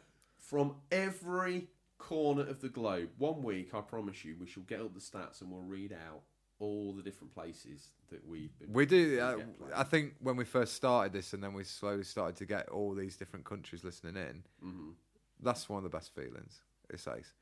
The fact that someone's cruising round listening to us in Broken Arrow, Oklahoma, tickles my... They're like that now. They're driving down to Donkey House like, yeah, I'm someone. Yeah, damn right. Love it. It's probably Daddy Zilla. Yeah, just doing a bit of a road trip. Doing us a favour and putting down all of his different iDevices and listening on all the accounts at the same time. I'll help you, boys. I'll help you out. Thanks, Daddy Zilla. Hope you're listening, big man. Anyway, we love you. We get distracted. Mikhail Rep from Moscow, Russia. He's got a very nice looking copy of Zelda Spirit Tracks. Yeah, good little game that. Yeah. My Gaming Space, regular on the show, in and out the boot, in and out. One of your favourites. Yeah. Grand Theft Auto 3. Grand Theft Auto 3. Because he's a new listener, we'll give him a double shout out. Mikhail Rep, he's got himself a Mystical Ninja Gomon on the Game Boy. Yeah, he has. The cart looks like it's been through that war, makes it more special, but the label's still very colourful and clean. Sega Junkie up next. He's got himself the Black Dreamcast. Is that an American one? Yeah, you're the big Dreamcast man, so there might be more to this. I think this might be a Japanese one, but anyway. It is. Yeah, looking at the box, that's pretty cool. Next up, Ozcat TV. He's got himself a copy of Luigi's Mansion 3. How's he got that? Stingray's not even been round the village. I know. And he's already got it. I am really looking forward to playing that. Dude, right, this is awesome. There's this listener here, right, called Stuck in the Past Lane. Might be their first time in the boot. Is it?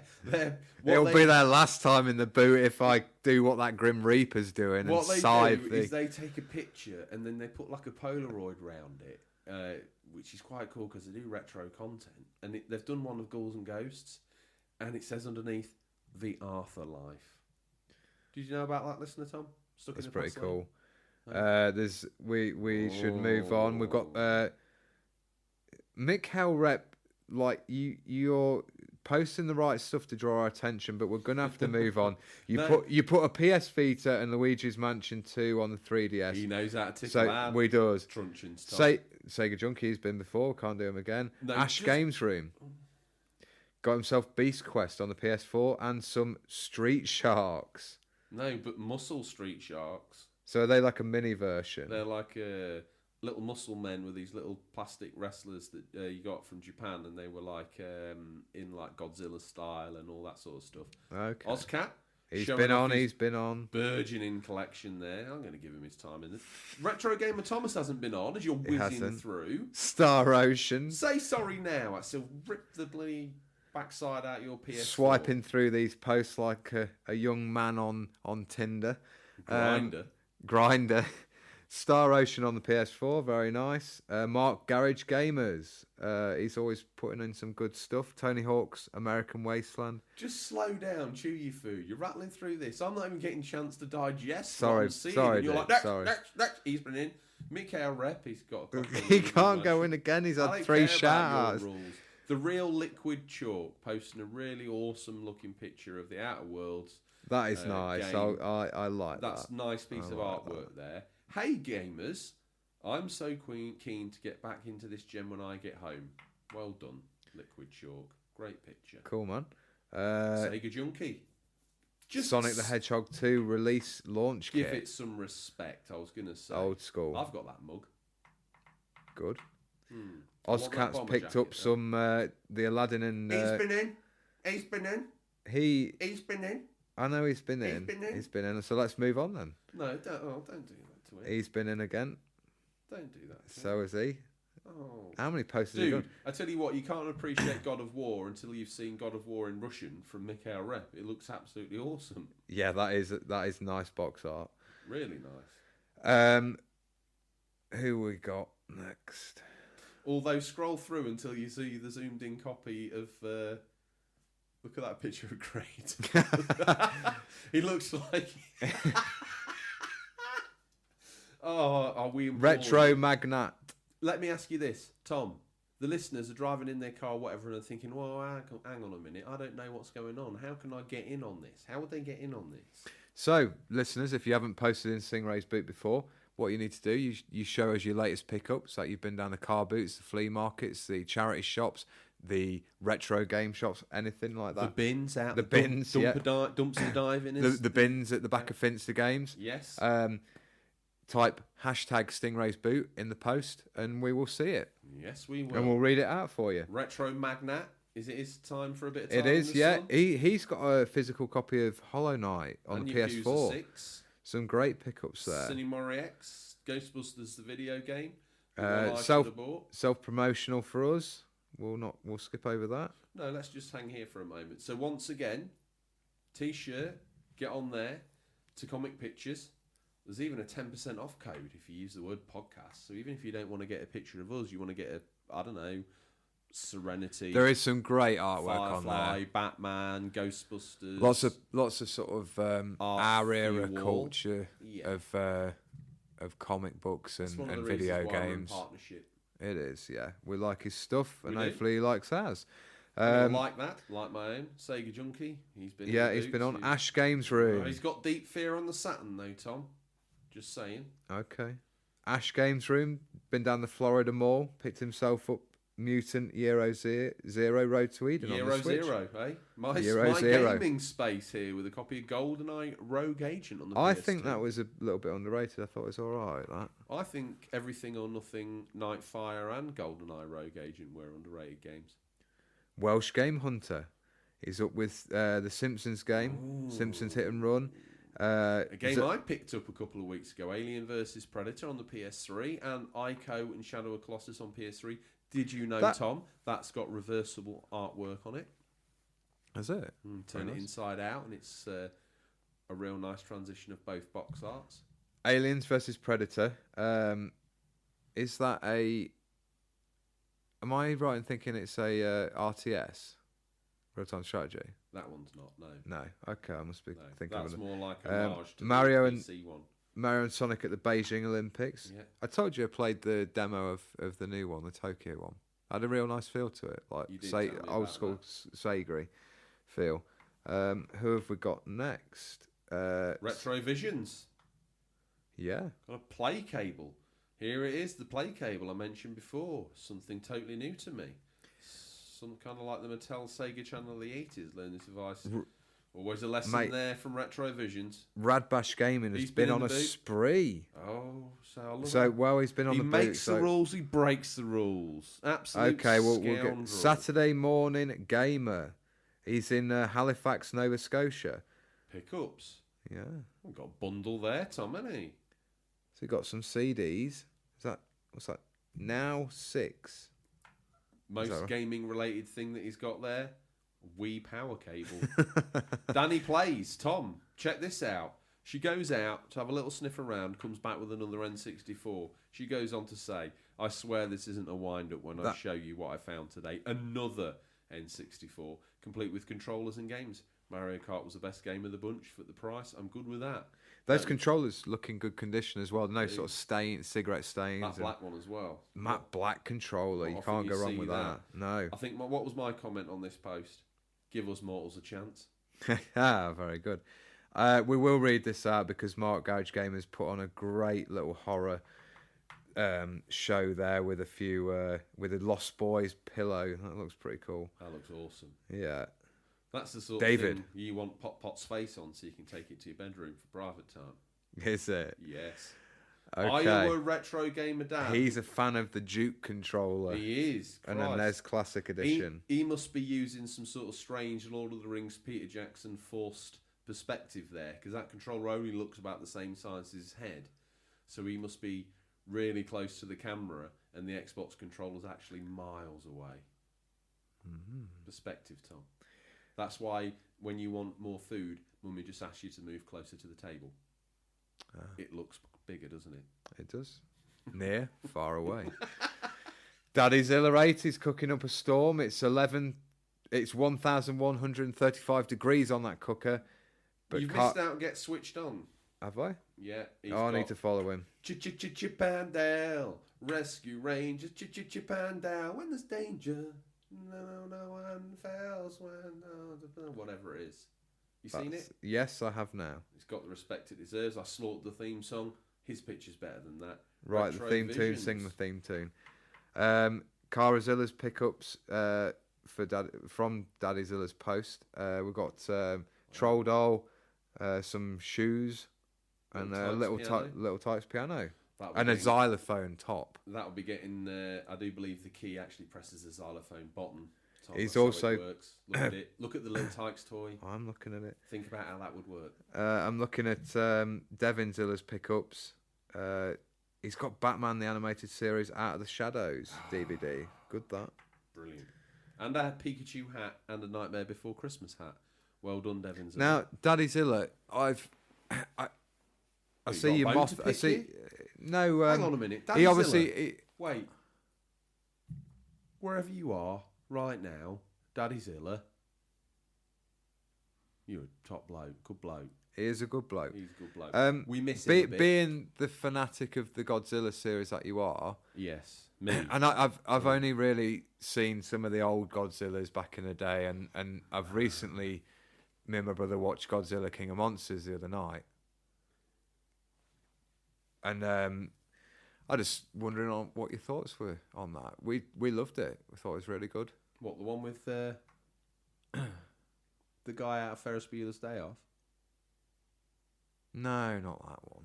Matthew Broderick? No, mate. That's the only Godzilla film I thought they'd ever made. No, there's the new ones. Anyway. Did you see that Daddy Zilla's got a Beetlejuice mug? I watched that last night, actually. That's great. Probably the best. Beetlejuice. Well, that's how... There he is. Hey! Since you've been horrible, guess who hasn't been in the boot? A staple. The Undertaker of Stingray's boot.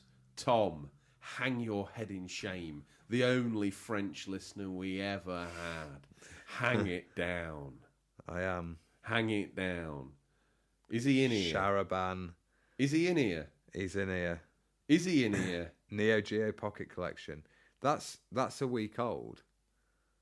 We're back to the turn of the wheel. So Sharaban's missing. Funny how you start getting a bottom lip on about Stingray's boot and he disappears. He does. Sharaban? Sharaban. Sharaban? And he Come is back summoned. to us. Ash's Game Room. We've done that Mortal Kombat. Daddy Zilla. Turn of the wheel, mate. Oh, Turn of the wheel. Rad Bash Gaming's got whiplash on the Xbox. Fast and efficient, just how we like Stingray's boot. No, it's not how we like it. Phil. It's not how we like it. Our core listeners, hang on for this bit. You know, let's stretch it out, make it worth it. Slow down, chew your food. Listen, is that it? You've absolutely slaughtered Stingray's boot. That's all the dips in the boot for our listeners. Don't forget to hashtag Stingray's boot or email us for your pickups to be read out. Tom. Yes. It's Halloween, so he's been flat out renting out worn out copies on VHS of every single Halloween thing you can think of. You name it, he's out there delivering it. Scooby-Doo down the road, up the road wants It, down the road wants Friday the 13th, up the road wants Halloween, down the back street wants Freddy Krueger. Yeah, you know it. Are you with me? I am. You carrying under your duvet? He's been trick or treating this week, hasn't he? Yes, he's been very busy. He has. Been very busy. Chauffeuring young Wayne Ray around because From one front door to the next. Yeah, up he to doesn't the want to Ponsonbury walk. Mansion. No. Yeah. Why would he when your dad's got the only Nissan Bluebird in the village? Absolutely. And with that, Tommy tears at the drive. This is time for a peek at what we affectionately call Stingray's boot. What's Nessie? see that picture of we need to get in touch with them to make sure they go in the boot. Well, you didn't, did you? I thought you were gonna take the lead. I should have done. It's time for a peek in what we affectionately call Stingray's boot. What's next between some counterfeit nappies, a dodgy copy of Battlefriend all this week. So these are the new release highlights for this week, October 22nd to November 3rd, 2019. Listeners, these are out in digital or physical, or will be, by the time this podcast is in your feed, but could be region dependent. You weren't at the wheel of the show, Tom, so you got to ferret through and pick your mummy. Yeah, I've got my pick. I think you probably know what that is. First up, we've got Door Kickers Action Squad on the Switch, October 28th. Door Kickers Action Squad is a crazy old school side-scroll action game that puts you in the role of a SWAT trooper and sends you to deal with the bad guys in Nowhere City, USA. Choose your gear, then kick the doors down and face the action. Adapt and react by the seat of your pants, and if needed, restart with a care and rethink. This looks ace. Does it? Master weapons recall and time your reloads. Use your distance to cover and to your advantage. Use the in-game strategic abilities. Decide for yourself when health packs or gear refills are needed. And when it gets too hard, bring over a friend to help. Next up, we've got After Party, PC, PS4, Xbox and Switch. All the hits. October 29th, in After Party, you are Milo and Lola, recently deceased best buds who suddenly find themselves staring down an eternity in hell. Because I wanted to see if Door Kickers was on the Vita. I thought that would be a really cool place to play it, but it's not, so I'm mardy now, so just I don't really care. You've got to put up with it on the Game Boy Finish Color. the show, please. But there's a loophole. Outdrink Satan, and he will grant you re-entry to Earth. We talked about that. Doing this too many times, or there's another game that's come out where you. That's the After Party. Is the one we talked about on the State of Play. Wow. Close to the Sun, PS4, Xbox, I like the and way Switch. that PlayStation 4 announced that in their State of Play, making it out like it's an exclusive, but it's out on every single format under the sun, including 486 gaming PC and Hotpoint washing machine on October 29th. And the Tesla. What are you going to do? What are you going to do with PlayStation for that? You put them on the naughty step, or Yeah, they can go on the naughty step. Oh, what about Nintendo? They've been on the naughty step for a while with me, with a shoddy frame rates. I'm still convinced to this day that if the bigger boys hadn't said anything about frame rates, you'd tell me, "Oh no, George, that's just a little bit where it slows down time to give you more chance to think about what you want to do." Defending it to the death. Absolutely to the death. I am that man. Close to the Sun, PS4, Xbox and Switch, October 29th. Deep in international waters, Tesla's Helios stands still, an unbound utopia for scientific research. Rose Archer steps aboard in search of her sister, quickly to discover not all is as it seems. A single word covers the entrance: quarantine. You can sit down for a minute now. You've done a lot of talking. Thank you, mate. Disegea 4 Complete Plus, PS4 and Switch, October 29th. The ultimate Disegea has arrived. Hellraiser in action and a horde of special features await you in this tale of fiery revolution. When the ruling powers of Hades are revealed to be corrupt, Valvatores must spark a rebellion to bring them down. Armed to the teeth with dynamic, over-the-top gameplay and a horde of special features, this is the ultimate Disegea. I don't really know how to pronounce that. I've got a couple of them, actually. They're all right. Yeah. I don't know what this new one will be like. All this fall thing.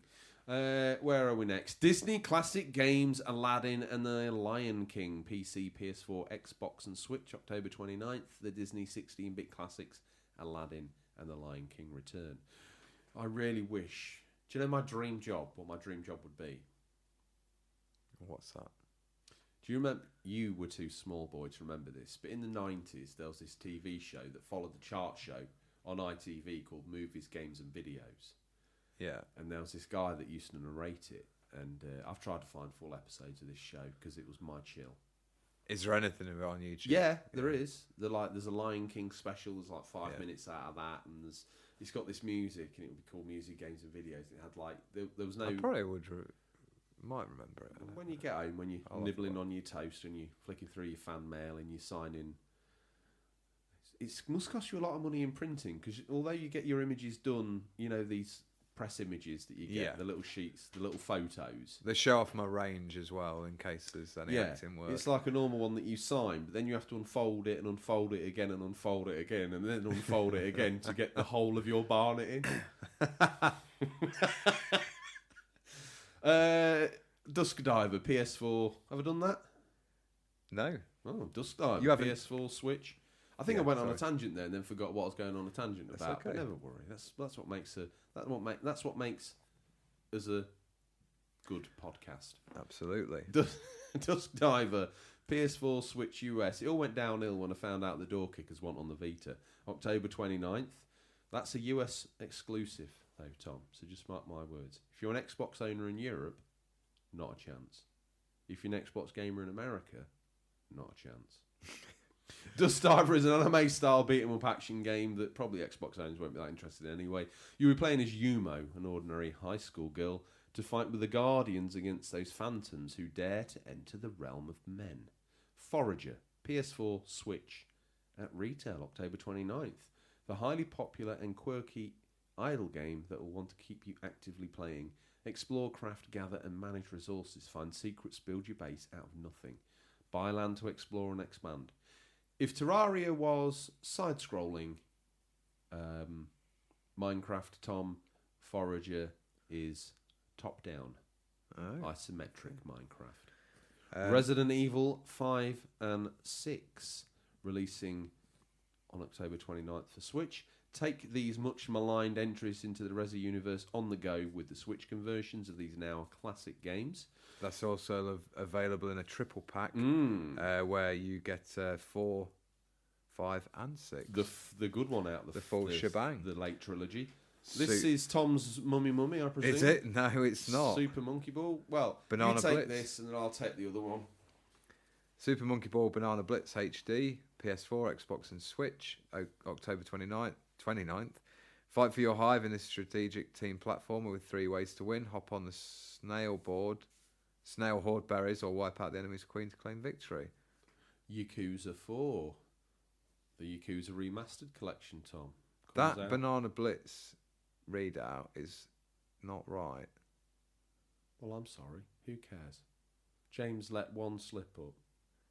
Sorry, listeners. Super Monkey Ball Banana Blitz is a Wii remaster, HD remaster of Sega's Monkey Ball. I like games. the way probably 30 seconds after reading it out, you realised it wasn't a readout for Super Monkey Ball.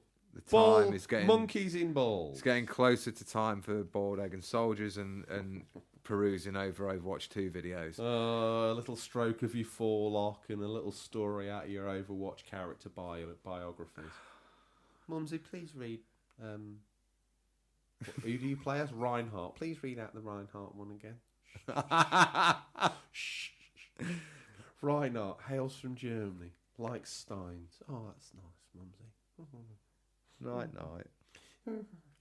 Yakuza 4, the Yakuza Remastered Collection, PS4 October 29th, now out for the PS4. No sign of an individual physical releases though. In Mario 64 when you leave him alone and he starts sleeping, he's like spaghetti. Ooh, lasagna. Oh. I think yours might be Baptiste. Oh. Reinhardt. Oh, you're Reinhardt. I'm a tank, you're my shield. Where does Baptiste hail from? Haiti. Everyone knows. Oh, he this. listens. Always. He's a true fan. Journey for Elysium. Dude, PC when you're VR. not here, I'm pinned down by Ponsonbury and Mumsy, enforced with my eyes open, even though it's an audio podcast, to listen to the show non-stop. So I learn the lore and backstory of these characters you've made up. Yes. It's like Lord of the Rings, Similarian, the backstory we've got going on. You know we're going to end up like George Lucas, where we just end up with hardcore fans who know more about the lore than we do, and we just start making it up. I'd love to get an email where someone's like, I've got to pull you up for that, actually, because in this week's show you mentioned that Lord Ponsonbury did this, but in actual fact, if you look at the lore of the Ponsonbury, Chapter 5, Annex 6... Mate, you seen what the actor who plays Finn's come out and said today about the actor who Anakin. plays Finstergamer? Not Finn's. Oh, no! Whoa there, cowboy. It's normally you kicking the absolute living hell out of the studio. It's okay. The mic is all right, everyone. To be fair, though, am I still plugged in? Hello? I think so. Good. I don't know. From now on, you'll be hearing me at a distance. Yes. Yeah, the guy who plays Finn in Star Wars come out and said like... Oh, I thought you meant Finstergamer. No, mate. Anakin, he considers Anakin to be way more powerful than Rey and Kylo Ren. Like, why does he get his legs chopped off in the lava pit then? Ridiculous. Well, I'm glad you're here as the bastion for Star Wars knowledge. Yeah. What you know about Star Wars was written back on the back of a Power of the Force figure from 1995. And the challenge your view of Star Wars is slightly more roided up. I'll have me mummy. Luigi's Mansion 3. No. Yes. I want my mummy. Okay. Journey for Elysium, PC, VR. Journey for Elysium in a story-driven VR game that will immerse you in a fictional setting inspired by ancient mythology. Oh, Mum, I like ancient mythology. Calm down, Tom. I know you've played God of War. Use your wit and skills to overcome a series of increasingly elaborate challenges to reach Elysium and obtain redemption. Much like Marcus Aurelius, Tom. Yes. Marcus Aurelius. Next up for me, Luigi's Mansion 3 is my pick of the week. It's available to yesterday, Halloween, All Hallows Eve. Marcus Aurelius' special move, Unleash Hell, the name of his dog. That's Maximus Decimus Meridius. Is it? Yeah. Who's counting at this point? Like, actually, do you know what? You know all about Luigi's Mansion 3. What? Go out and get it if you've got a Switch. That's all I'll say. Our what's it called? Audience retention is very, very high. There's a very strong chance that 99.8% of our audience are still listening to this drivel. Excellent. Excellent. Tom, those that have paid attention at the top of the show have listened to more than one podcast know that once we've gone through that, and it's messy and it's horrible, but the dust has settled and the smoke is clearing. Tom, what are you hoping to play? Going to go back and play a bit more Modern Warfare online. A new game? With me. Yeah, more Modern Warfare. It's going to be... might try out the Spec Ops, but I'm going to also dive back into the multiplayer. But really? Because you see we have... What? Tell me. We have a clan tag called UOCP, Unofficial Controller Podcast. Wow. We have our own clan. Why didn't you get some of the other big boys who play on the bigger boy consoles to join you in this? Yeah. Finstergamer. Why haven't you got him in on it? Adam the artist, he's too busy painting the chapel roof, so ceiling. Is he painting the ceiling or have we just got him painting the tiles red again? No, he's on the inside. He's got to keep dry. Got to keep his artwork dry. You've got him painting the roof tiles from the inside out. It's a long old job, that. It's a Del Boy job, that is, isn't it, for Rodney? Definitely. Okay. So yeah, I'll be playing Call of Duty Modern Warfare multiplayer. Really need to get What back did you on. just scuttle off to research? I was just looking for the clan tag my mate had come up with. Not too far off the name of the show. That's brilliant, that is. I couldn't remember the acronym, even though okay. if I'd have just read the name of the show out in my head, I would have got it. I think you would have been there, yeah. The hair is the pomade has worn off and the powers are dwindling. It's starting to, you've been a bit on edge this show. It's starting to make me think that this bouffant is actually a collection of the hair you've cut off. Have you ever seen that Simpsons episode where they cut Snake, the robber guy, like they cut his hair? Special. It's a great episode. They cut it off and it goes to Homer because he wants a hair transplant. Great episode. That's what's happened. Okay. So, yeah, I really want to get back on the switch onto Link's Awakening. Yeah, well, before you come back, before you're allowed back on air, Yeah. you need to have finished either Fire Emblem 3 Houses, Definitely not that, because that is a long game. Astral Chain, Yeah. or that Hokey Cokey Game Boy game that came out a couple of weeks ago.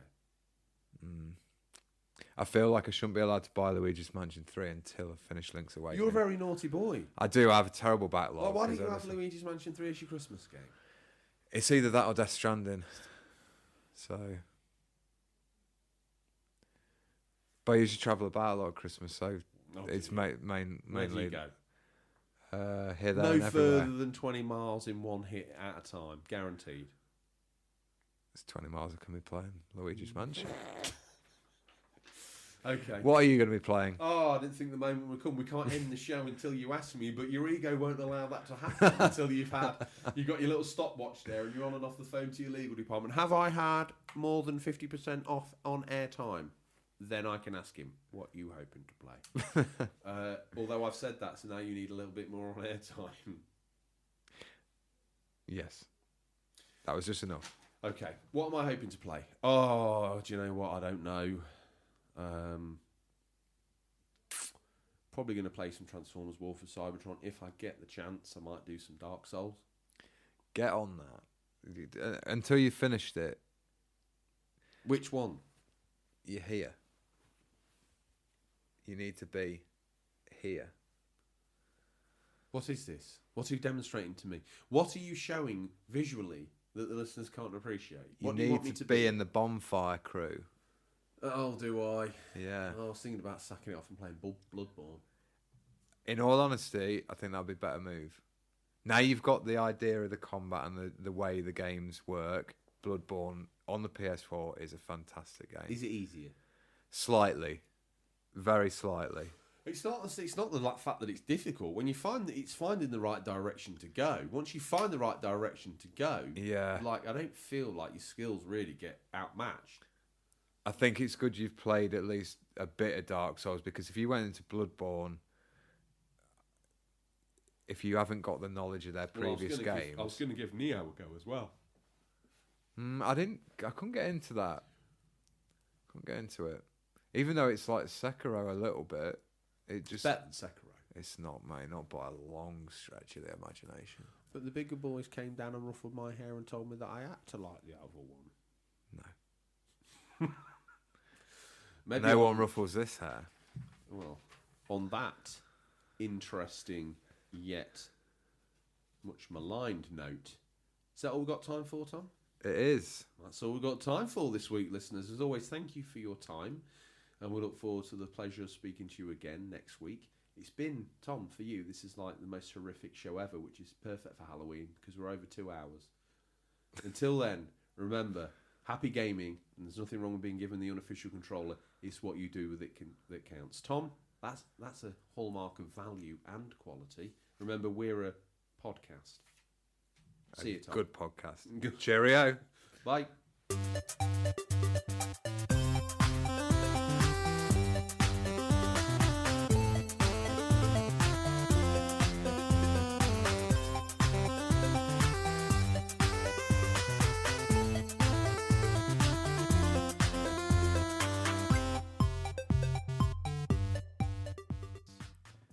Hello, it's me, Rupin Goldenthread. Rupert. Rupin. Rupin sounds even better, really, doesn't it? Rupin Golden Thread. Rupin's the brother. Rupert and Rupin. Rupert's the expert cross-stitcher. Rupin's pretty handy at knitting craft. I thought he was more of a crochet man. Or whatever. It's crochet and knitting the same thing. They're all just varying degrees. So he's like the samurai of the family because he operates the big needles. And Rupert's like the ninja because he operates a small needle and thread. Yeah. Combined together, they are deadly. They can make a throw for a sofa in minutes. Seconds. I mean, they're rustling up a Bayo tapestry in 20 minutes.